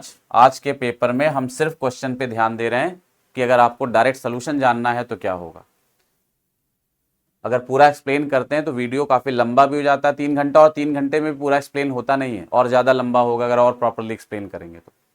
खैर आज ऐसे ही देखते हैं। Mass density of a solid sphere is rho. एक सॉलिड स्फीयर है और उसकी डेंसिटी, मास डेंसिटी रो है, अर्थ मान लो इसको, रेडियस आर है, तो रेडियस इसका आर है। The gravitational field at a distance small r from the centre of sphere and inside it, r distance पे इसके अंदर जी कितना होगा, g dash g double dash जो कह लो, वो कितना हो। हमने कहा था ग्रेविटी का कोई क्वेश्चन आए तो इलेक्ट्रोस्टैटिक्स के क्वेश्चन से करो। अच्छा आंसर देखो रो के फॉर्म में आ रहे हैं, सारे ऑप्शन रो के फॉर्म में, रो डेंसिटी है। अब इसको कंपेयर करो। इलेक्ट्रोस्टैटिक्स में हमें यह फार्मूला अच्छी तरह याद होता है कि अगर किसी स्फीयर में नॉन कंडक्टिंग स्फीयर है और उसमें चार्ज की डेंसिटी रो है, तो सेंटर से आर डिस्टेंस अंदर जो इलेक्ट्रिक फील्ड होता है उसका फॉर्मूला होता है रो आर अपॉन 3 एप्सिलॉन नॉट। रो के फॉर्म में फॉर्मूला लिखना है तो रो के फॉर्म में लिख रहे हैं, ये होता है। अब इसको ग्रेविटी में कन्वर्ट करना है तो आप जानते हो क्या करते हैं, 1/4 पाई एप्सिलॉन नॉट की जगह बस जी लिख दीजिए। अब जैसे आप कहोगे सर इसमें तो 1/4 पाई एप्सिलॉन नॉट है ही नहीं, तो कोई प्रॉब्लम नहीं है, 1 बाई एप्सिलॉन नॉट तो है, उसकी जगह जी लिख दो। तो क्या करेंगे देखो, 1/4 पाई एप्सिलॉन नॉट, इसकी जगह हम लोग जब ग्रेविटी में आते हैं तो जी लिख देते हैं। मास होता तो उसकी जगह चार्ज होता तो चार्ज की जगह मास लिख देते, लेकिन यहां चार्ज है नहीं, डेंसिटी है, और डेंसिटी इसमें या वही रो रहेगी वही रो इसमें आ जाएगी। बस अंतर क्या है, चार्ज के केस में रो है चार्ज डेंसिटी और मास के केस में रो है मास डेंसिटी, तो रो में कोई चेंज नहीं आएगा। अच्छा 1/4 पाई एप्सिलॉन नॉट जी है तो 1/एप्सिलॉन नॉट क्या बन जाएगा, 4 पाई जी, 4 पाई जी ये बन जाएगा, रख दो। तो E हो जाएगा रो आर अपॉन 3 और 1/एप्सिलॉन नॉट की जगह रख देना है 4 पाई जी, आंसर आ गया। तो जो ग्रेविटेशनल फील्ड होगा इसको जी डैश कह देते हैं, जो ग्रेविटेशनल फील्ड होगा वो हो जाएगा G double dash equal to 4 pi G rho R by 3। तो 4 भी है, पाई भी है, जी भी है, रो आर बाई 3, तो पहला ऑप्शन करेक्ट हो जाएगा, 4 pi G rho R by 3।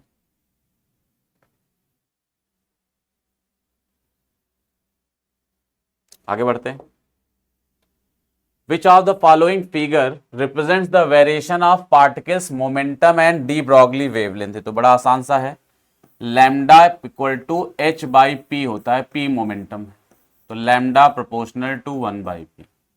D Broglie wavelength momentum के इनवर्सली प्रोपोर्शनल है, और इनवर्सली प्रोपोर्शनल है तो ग्राफ बनेगा रेक्टेंगुलर हाइपरबोला, ये वाला है ना। The magnetic moment of a revolving electron around the nucleus varies with principal quantum number. Magnetic moment, Bohr model में कोई इलेक्ट्रॉन न्यूक्लियस के चारों तरफ चक्कर लगा रहा है और उसका मैग्नेटिक मोमेंट लिखना है, पूछ रहे हैं क्या होगा। तो देखो अब इस वक्त हम डिराइव तो नहीं कर रहे हैं, आंसर बता रहे हैं, याद करो। जब रिवीजन क्लास में क्रैश कोर्स में हम लोग मैग्नेटिक मोमेंट पे पहुंचेंगे तो इसको डिराइव करा देंगे। म्यू का फॉर्मूला होता है, अच्छा डिराइव कर ही लेते हैं, चलो छोटा सा है। मैग्नेटिक मोमेंट का फॉर्मूला मैग्नेटिक फील्ड में बताया गया था, ये होता है Q/2m into angular momentum. Question भी था कई टेस्टों में पिछले। तो ये मैग्नेटिक मोमेंट है, ये एंगुलर मोमेंटम है। अच्छा Q की जगह E आ जाएगा जो कि इलेक्ट्रॉन का चार्ज लेना है। एंगुलर मोमेंटम जो होता है वो बोर का जो क्वांटाइजेशन प्रिंसिपल है उसके हिसाब से होता है NH/2π, सबको पता है, बोर मॉडल में बताया गया। तो एंगुलर मोमेंटम को लिख देंगे NH/2π, हो गया। तो क्या आ गया मैग्नेटिक मोमेंट, बोलो NEH/4πm, ये आ गया magnetic moment of electron in A Bohr orbit. Bohr model में, बोर एटम में क्या होता है एंगुलर मोमेंटम या मैग्नेटिक मोमेंट का रिलेशन, तो वो याद रखो और ये फॉर्मूला याद रखो। तो अब यहां से पता चल रहा है magnetic moment is proportional to n, तो ये म्यू प्रोपोर्शनल टू n। उन्होंने मैग्नेटिक मोमेंट को म्यू से लिखा, म्यू से लिखो, कैपिटल M से लिखो, आपकी मर्जी। तो m प्रोपोर्शनल टू n यानी म्यू प्रोपोर्शनल टू n, ये आंसर सही हो जाएगा। The binding energy per nucleon for a deuteron and alpha particle are x1 and x2। इस तरह के क्वेश्चन भी बहुत सारे हम लोग कर चुके हैं। रिएक्शन दी है 1H2 प्लस 1H2 से 2He4 बन रहा है। एनर्जी रिलीज आपको मालूम है, जो एनर्जी रिलीज होती है वो होती है binding energy of product minus binding energy of reactants. Products की बाइंडिंग एनर्जी में से रिएक्टेंट्स की बाइंडिंग एनर्जी को माइनस कर देते हैं। क्वेश्चन में आपको बाइंडिंग एनर्जी पर न्यूक्लियॉन दी हुई है, पर न्यूक्लियॉन बाइंडिंग एनर्जी पर न्यूक्लियॉन। ड्यूटेरॉन की है x1 और अल्फा पार्टिकल की है x2। जब बाइंडिंग एनर्जी पर न्यूक्लियॉन दी होती है तो उनको मास नंबर से मल्टीप्लाई करते हैं तो बाइंडिंग एनर्जी निकलती है। तो जैसे अल्फा पार्टिकल की बाइंडिंग एनर्जी पर न्यूक्लियॉन x2 है और अल्फा पार्टिकल का मास नंबर है 4, तो इसकी जो बाइंडिंग एनर्जी होगी वो हो जाएगी 4x2। एक पर न्यूक्लियॉन x2 है, 4 मास नंबर है, मल्टीप्लाई कर देंगे। माइनस रिएक्टेंट्स में कौन कौन है? एक ड्यूटेरियम, दूसरा ड्यूटेरॉन। इनकी बाइंडिंग एनर्जी पर न्यूक्लियॉन x1 दी, तो एक की बाइंडिंग एनर्जी पर न्यूक्लियॉन x1 है, मास नंबर 2 है, तो क्या हो जाएगी 2x1। ये तो एक के लिए हुई और दूसरे में भी 2x1 हो जाएगी। तो रिएक्टेंट्स में 2 हैं तो दोनों का लिख देंगे। अब सिंप्लीफाई करोगे तो यह आएगा 4x2 माइनस 4x1 यानी 4 टाइम्स x2 माइनस x1। तो आंसर आ जाएगा सेकंड वाला, सेकंड ऑप्शन करेक्ट हो जाएगा। ये क्वेश्चन बड़ा कॉमन टाइप का, पॉपुलर टाइप का क्वेश्चन होते हैं ऐसे वाले। इनका कॉन्सेप्ट प्रॉपरली सीखिए और इनको ध्यान दीजिए। आगे बढ़ते हैं। What is the current in the circuit shown in the figure? कह रहे हैं सर्किट में करंट क्या होगी। तो डायग्राम को ध्यान से देखो। ये पीएन जंक्शन है, ये पी होता है, ये एन होता है। पी जो है ये कनेक्टेड है -4 वोल्ट से और एन कनेक्टेड है -1 से। यानी कह सकते हैं यहां पर P लोअर पोटेंशियल पर है और N जो है वो हायर पोटेंशियल पर है। N हायर पोटेंशियल पे है, P लोअर पोटेंशियल पे है, यानी डायोड रिवर्स बायस्ड है। तो डायोड में कौन सी बायसिंग है? जब P लोअर पे हो, N हायर पे हो, तो ये रिवर्स बायस्ड डायोड कहलाता है। तो ये रिवर्स बायसिंग है और रिवर्स बायसिंग में डायोड नॉन कंडक्टिंग होता है। आइडियल डायोड मानेंगे, इनफाइनाइट रेजिस्टेंस होगा, करंट को फ्लो नहीं होने देगा। तो ये करंट नहीं फ्लो करेगी इसमें, तो करंट आएगी 0 एम्पियर। तो सही ऑप्शन होना चाहिए 0 एम्पियर,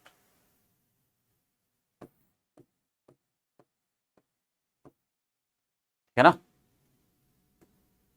अगर ये मान लो फॉरवर्ड बायस होता तो उसका आइडियल डायोड फॉरवर्ड बायस में 0 रेजिस्टेंस होता है, तो इसको इग्नोर करके सिंपल केवीएल लगा देते, जैसे निकालते हैं पोटेंशियल डिफरेंस वैसे निकाल लेते current. Lift is going up, the total mass of the lift, एक लिफ्ट ऊपर जा रही है, मास जो लिफ्ट का पैसेंजर सहित है वो 1500 kg। तो ये लिफ्ट बना ली हमने, पैसेंजर सहित इसका मास है 1500 kg, ऊपर जा रही है यानी वेलोसिटी ऊपर की तरफ। The variation in the speed of lift is as shown in the graph, lift की वेलोसिटी टाइम के साथ बदल रही है और वेलोसिटी टाइम ग्राफ आपको दे दिया गया।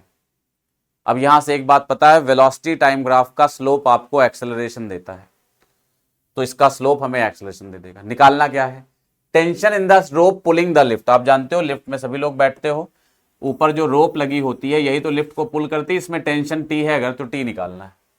नीचे की तरफ इसका वेट ऐड करेगा 1500 इंटू जी और टी निकालना है।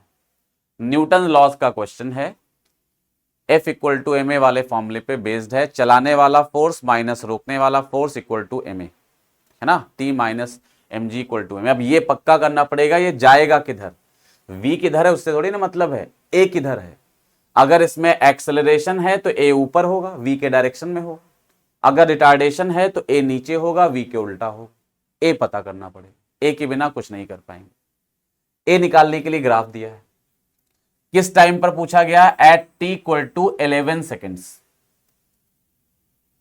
11वें सेकेंड पे बताना। 11वां सेकेंड 10 से 12 के बीच में आएगा, यानी सेकेंड वाली लाइन यूज होगी, यानी इस वाले लाइन से स्लोप निकलेगा। अगर इस एंगल को फाई मान लें तो इस ग्राफ का स्लोप हो जाएगा -tan फाई, यानी माइनस, और tan थीटा होता है परपेंडिकुलर अपॉन बेस।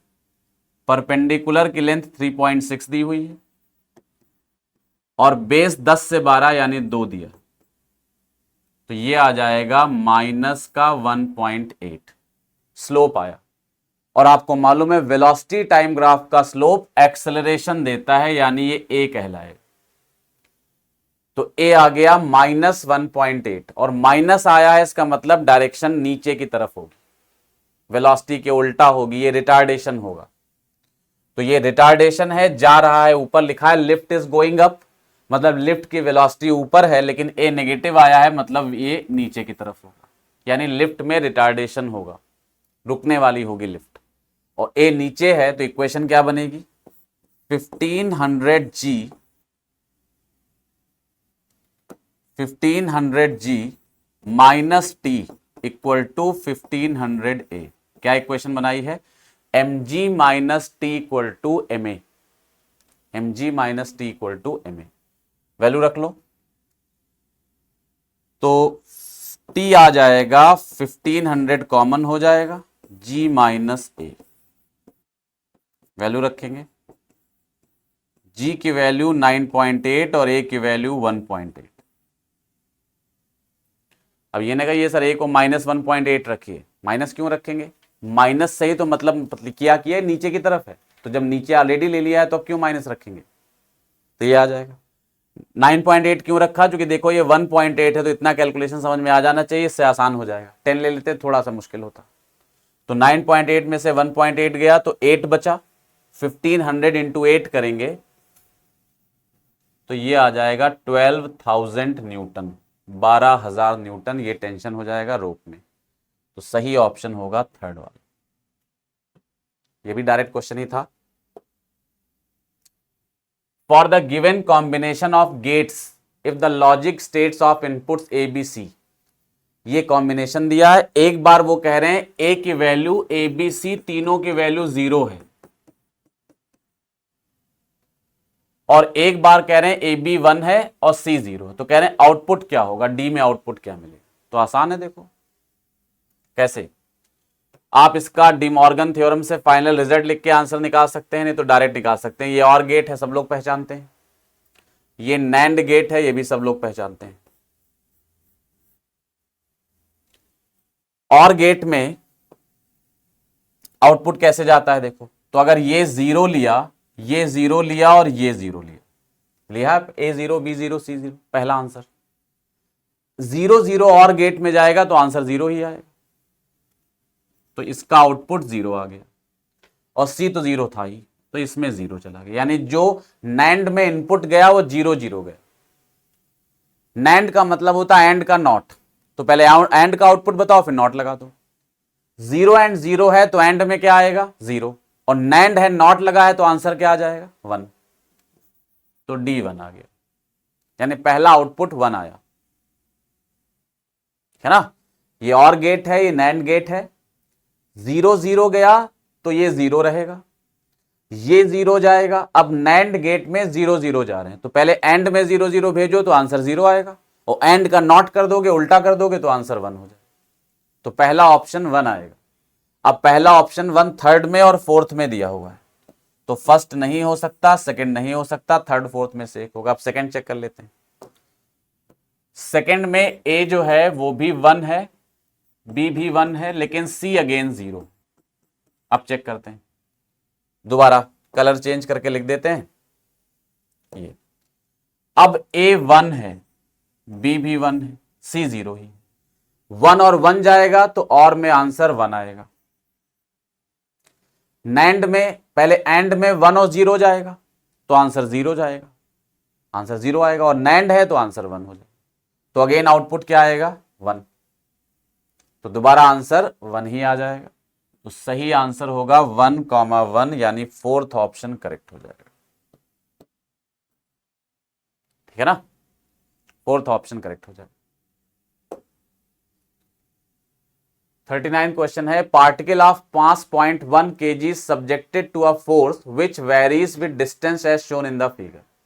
फोर्स का डिस्टेंस के साथ ग्राफ दिया हुआ है। रेस्ट से स्टार्ट करता है particle, particle start its journey from rest at x equal to 0, x equal to 12 पे वेलोसिटी पूछी गई। देखो सीधा क्वेश्चन है, सीधा कॉन्सेप्ट है। फोर्स वर्सेस डिस्प्लेसमेंट ग्राफ दिया हुआ है। इस ग्राफ का एक ही यूज है कि इसका एरिया आपको वर्क देता है। एरिया निकाल लो पहले तो वर्क मालूम हो जाएगा। ट्रिपेजियम बना है, क्या एरिया होगा, half into sum of parallel sides. ये वाली साइड इस साइड के पैरेलल है, इसकी लेंथ है 12 यानी 12, इसकी लेंथ है 4 से 8 यानी 4, तो सम ऑफ पैरेलल साइड्स तो 12 plus 4 into perpendicular distance, height, height कितनी है इसकी 10, तो इंटू 10। ट्रेपेजियम का एरिया सब लोग जानते होंगे, हाफ इंटू पैरेलल साइड्स को जोड़ दो, हाइट से मल्टीप्लाई कर दो। हाइट ये दोनों पैरेलल साइड्स के बीच का डिस्टेंस वो 10 है। सॉल्व करोगे तो ये 16 इंटू 10 160/2 यानी 80 जूल आ जाए। तो वर्क आ गया 80 जूल। जूल कैसे, न्यूटन इंटू मीटर, इधर न्यूटन है इधर मीटर है, जूल आ जाए। पूछा वेलोसिटी क्या है, वर्क पता है और वेलोसिटी पूछी जाए तो ये किसी को भी समझ आ जाएगा कि सीधा वर्क एनर्जी थ्योरम लगानी। तो फॉर्मूला लगाएंगे, work done equal to change in kinetic energy. Work 80 है, चेंज इन काइनेटिक एनर्जी होगा फाइनल माइनस इनिशियल, फाइनल हो जाएगी हाफ mv²। मास 0.1 kg दिया है तो 0.1 into v²। Initial kinetic energy 0 होगी क्योंकि बोला गया है particle start its journey from rest, particle rest से स्टार्ट करता है। इनिशियली स्पीड 0 थी, काइनेटिक एनर्जी 0। v सॉल्व करना आसान सा है, v² आ जाएगा 160/0.1, पॉइंट हटाओगे 0 बढ़ जाएगा तो 1600 आ जाएगा। तो v आ जाएगा √1600 यानी 40 मीटर पर सेकेंड। आंसर हो जाएगा 40 मीटर पर सेकेंड। तो सही ऑप्शन होगा 40 मीटर पर सेकेंड यानी फोर्थ वाला। कर सकते हैं डायरेक्ट, ग्राफ से हिंट मिल गई कि वर्क निकल आया और वर्क पता चल गया तो फिर स्पीड एनर्जी कुछ पूछा जाए, work done equal to change in kinetic energy. Next question है, according to the principle of charge quantization at microscopic level, ये समझ लो माइक्रोस्कोपिक लेवल पे क्वांटाइजेशन ऑफ चार्ज वैलिड होता है, Q equal to any valid होता है, और मैक्रोस्कोपिक लेवल पे बड़े लेवल पे जहां चार्ज को डील करना होता है वहां क्वांटाइजेशन ऑफ चार्ज को इग्नोर कर देते हैं। पहला ऑप्शन है charge can not have any value, तो सही है। क्वांटाइजेशन ऑफ चार्ज यही तो कहता है जो मन चाहे वो चार्ज नहीं हो सकता, चार्ज हमेशा E के मल्टीपल में होगा, Q इक्वल टू एनी। तो charge can not have any value. Charge can have only discrete values, charge की कुछ पर्टिकुलर वैल्यूज हो सकती हैं, डिस्क्रीट यानी कुछ पर्टिकुलर वैल्यूज हो सकती हैं। तो जाहिर सी बात है किसी बॉडी पे क्या चार्ज हो सकता है, E, 2E, 3, 4E, 5E, 6E, 7E, 8E यानी मल्टीपल ऑफ E में हो सकता है, सही है। One quanta of charge is the charge of one electron और प्रोटॉन, सही है। The total charge that can exist on a body must be an integral multiple of E that is Q equal two plus minus any, सही है। Quantization of charge का principal है।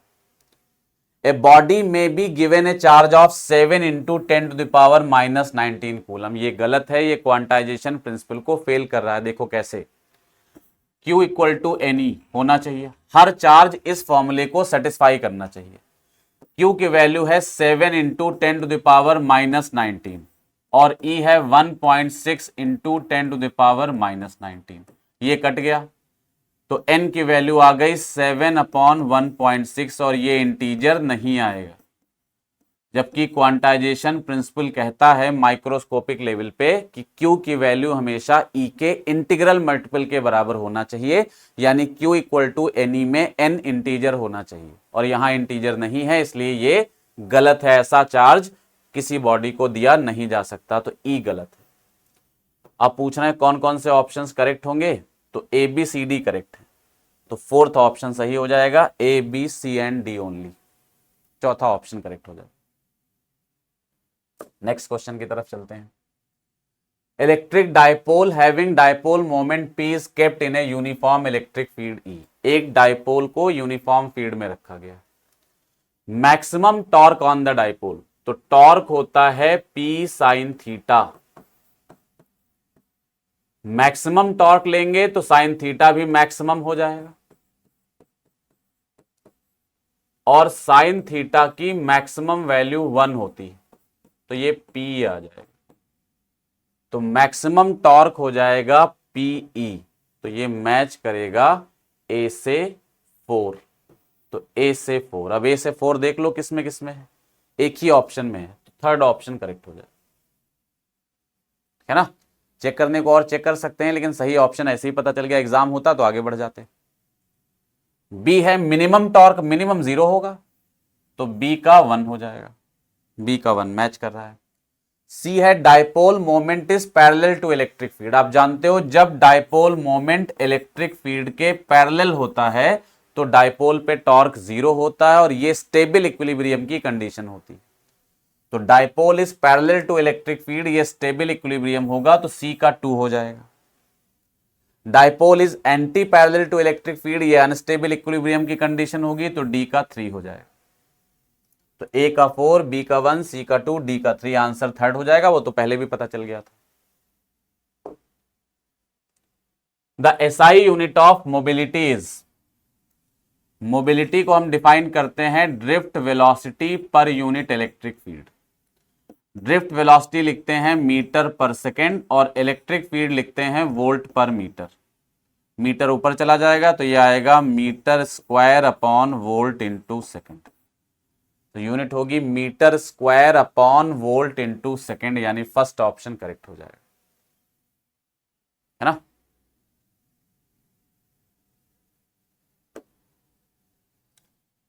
Given below are two statements, पहला दूसरा। पहला लिखा f k equal to mu k into n symbols have their usual meaning, ये गलत है।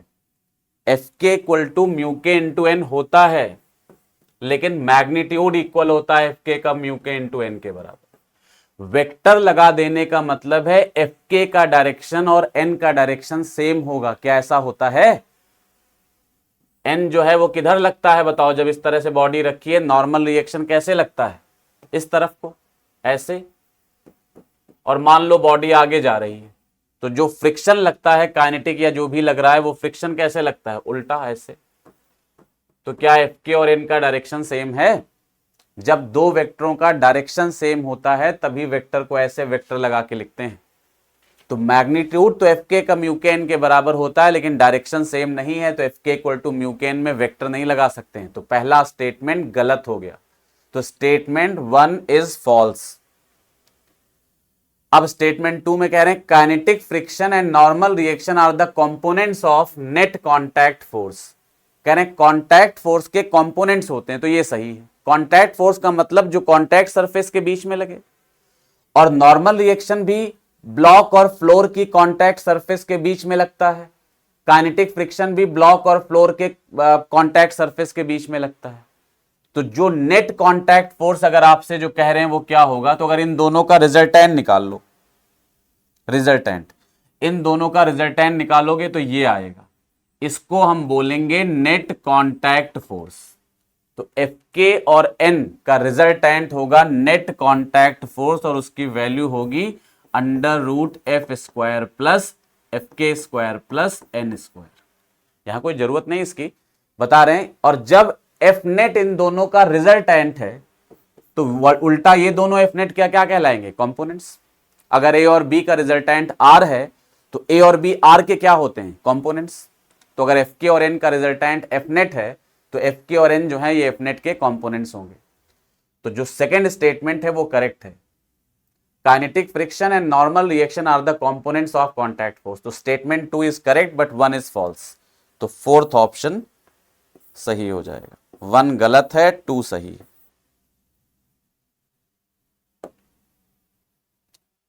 Psi versus 1/T graph for an alloy of paramagnetic nature is shown in the figure. The Curie constant is. आपको मालूम है paramagnetism में Sai proportional to 1/T होता है। Psi equal to, Sai काई जो भी कहते हो, इक्वल टू C/T होता है। C को क्यूरी कांस्टेंट कहते हैं, है ना। अब अगर साई को y एक्सिस पे लिया गया तो इसकी जगह y लिख देंगे। C तो कांस्टेंट है, और 1/T को x एक्सिस पे लिया गया तो इसकी जगह x लिख देंगे। तो ये ग्राफ स्ट्रेट लाइन आना चाहिए, आ रहा है। पूछ रहे हैं क्यूरी कांस्टेंट बताओ, तो आप देखो जो x का कोफिशिएंट होता है वही स्लोप कहलाता है। तो क्यूरी कांस्टेंट जो है इसके स्लोप के बराबर हो, यानी साई और 1/T का जो ग्राफ होगा, इसका जो स्लोप होगा वही क्यूरी कांस्टेंट कहलाए। स्लोप है ना। स्लोप को क्यूरी कैसे पता चला? इक्वेशन लिख लिया। अब इक्वेशन में पता है जो x का कोफिशिएंट होता है स्ट्रेट लाइन के इक्वेशन में, वो स्लोप कहलाता है। तो स्लोप ही c के बराबर है, और c ही क्या है? Curie constant. तो यानी आपको इस ग्राफ का स्लोप निकालना है। अब स्लोप कैसे निकालते हैं सबको पता है, ये एंगल अगर थीटा है तो स्लोप होगा tan थीटा, इधर लिख देते हैं, तो स्लोप हो जाएगा tan थीटा, स्लोप हो जाएगा tan थीटा, और tan थीटा होता है y/x। y की जगह साई लिया गया है तो साई ले लेंगे, x की जगह 1/t है तो 1/t ले। साई की वैल्यू जो है ये साई है, साई की वैल्यू देखो यहां क्या दी हुई है 0.4, तो 0.4 रख देंगे, साई की वैल्यू 0.4 तो 0.4 रख देंगे, और 1/t की वैल्यू इसी पॉइंट पर है 7 और इंटू 10⁻³ अलग लिखा हुआ है। ब्रैकेट में लिखने का मतलब जो भी नंबर यहां लोगे उसके साथ ये लेना है, तो ये हो जाएगा 7 इंटू 10⁻³। तो ये आएगा 0.4/7, 10⁻³ ऊपर जाएगा तो +3 हो जाएगा। मल्टीप्लाई करोगे 0.4 को 10⁻³ से तो ये 400 आ जाएगा, और 400/7 करोगे, डिवाइड करोगे तो 7 से कटेगा 5 आएगा, 7 आएगा, 57 के आसपास आंसर आ जाएगा। तो आंसर आएगा 57 केल्विन, यानी पहला ऑप्शन करेक्ट हो जाएगा, फर्स्ट ऑप्शन, ठीक है ना। अगला क्वेश्चन है, लास्ट क्वेश्चन है, शायद लास्ट है। Find the values of magnetic field between the plates of capacitor at a distance of 1 meter from the center where electric field varies by 10⁻10 volt per meter per second। Capacitor की प्लेटों के बीच में magnetic field बताना है जहां electric field very करता है 10⁻10 volt पर मीटर पर सेकेंड के रेट से, वहां बताना है distance of 1 metre from the centre. तो देखो ऐसे करके इसकी प्लेट्स लेते हैं कैपेसिटर की, और ये मान लो यहां बैटरी लगाई गई है, ये इलेक्ट्रोमैग्नेटिक वेव चैप्टर को बिलोंग करेगा क्वेश्चन। ये बीच वाला हिस्सा सिलेंडर की तरह होता है, ये इसके एक्सिस का काम करे, और उसमें सेंटर से r डिस्टेंस पे यानी 1 मीटर पे यहां पर आपको मैग्नेटिक फील्ड बताना है, 1 मीटर की डिस्टेंस पे। अब जो मैग्नेटिक फील्ड है वो कैसे निकालेंगे, तो आपका ये आपको होमवर्क भी एक बार दिया था, याद करिए, जब एक इलेक्ट्रोमैग्नेटिक वेव का क्वेश्चन आया था एक टेस्ट पेपर में, पहला या दूसरा ही टेस्ट पेपर था, तो उसमें आपको ये बात बताई थी और ये होमवर्क में दिया था क्वेश्चन। अब आपके सामने ये क्वेश्चन है, देखो इसको पढ़ लिया करो कायदे से, ऐसा ना हो नीट में आ जाए फिर पछताओ कि सर ने कहा था और हमने किया नहीं। तो ये क्वेश्चन का फॉर्मूला क्या होगा, तो सिलेंडर के अंदर मैग्नेटिक फील्ड आपको पता होता है क्या होता है, सेंटर से r डिस्टेंस पे अगर करंट आई टोटल मान लें तो मैग्नेटिक फील्ड होता है μ0/2πi into small r upon r square, ये होता है I into small r upon r square. कह रहे हैं कि मैग्नेटिक फील्ड की वैल्यू बताइए between the plates at a distance 1 meter from the center where electric field varies by 10⁻10 volt per meter per second। मतलब d/dt दिया हुआ है और ये दिया है 10⁻10 वोल्ट पर मीटर पर सेकेंड, वोल्ट पर मीटर पर सेकेंड ये दिया हुआ है। तो अब जब ये दिया है तो करंट निकालना पड़ेगा, क्योंकि करंट भी नहीं पता है। करंट आपको पढ़ाया गया है, करंट होती है ε0A इंटू d/dt। करंट क्या होती है, ε0 इंटू d∅/dt, और फाई को लिख सकते हैं E इंटू ए, तो ε0A इंटू d/dt ये करंट होती है। अब d/dt दिया हुआ है तो I की वैल्यू सॉल्व हो जाएगी ए के टर्म्स में। ए को πr² लिख सकते हो, ए क्या होगा πr², तो ε0 इंटू πr² d/dt, ये आई आ गया। यहां से I/r² की वैल्यू आ जाएगी ε0 पाई d/dt, रख लेते हैं। तो mu naught upon 2 pi into small R अलग रख लिया और आई बाई आर स्क्वायर की वैल्यू रख दी epsilon naught into pi into D by D T, ये रख दिया। अब सॉल्व कर लो, पाई से पाई कैंसिल हो जाएगा, तो बी आ जाएगा, आगे पेज ऐड कर देते हैं, एक बी आ जाएगा, देखो ये आया I, mu naught epsilon naught by 2 R D by D T. तो बी आया mu naught epsilon naught by 2 R D by D T, ये आया mu naught R epsilon naught by 2 D by D T.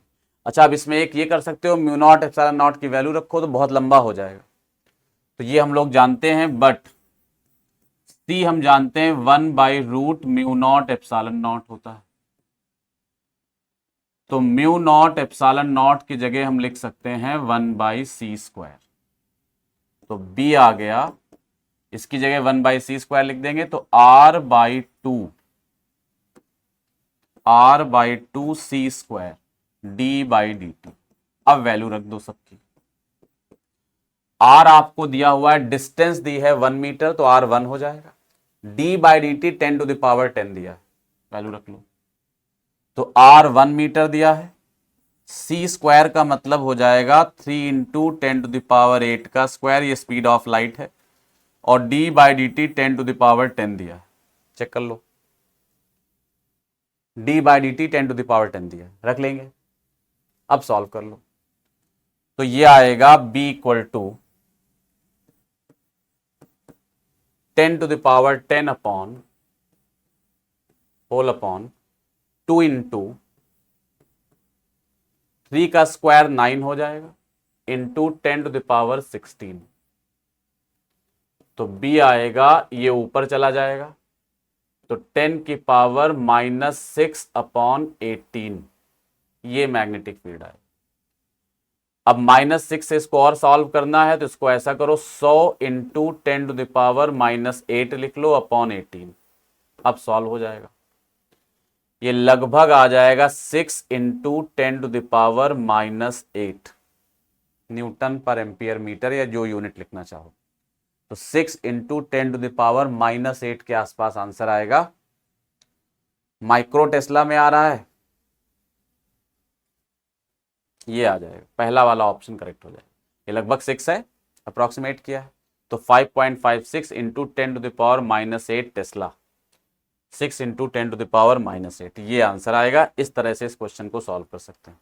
तो एक बार पहला या दूसरा test था, तो उसमें एक इलेक्ट्रोमैग्नेटिक वेव का क्वेश्चन आया था, तो उसमें हमने आपको एक्सप्लेन किया था कि ऐसा क्वेश्चन बन सकता है और इसको प्रिपेयर कर लो। तो ये वही क्वेश्चन है, तो अगर करा था तो ठीक है, नहीं करा था तो आप तैयार कर लो, ठीक है ना। तो ये पेपर खत्म हुआ, मिलते हैं नेक्स्ट पेपर के सोल्यूशन में, तब तक की पढ़ाई करते रहिए। Thank you.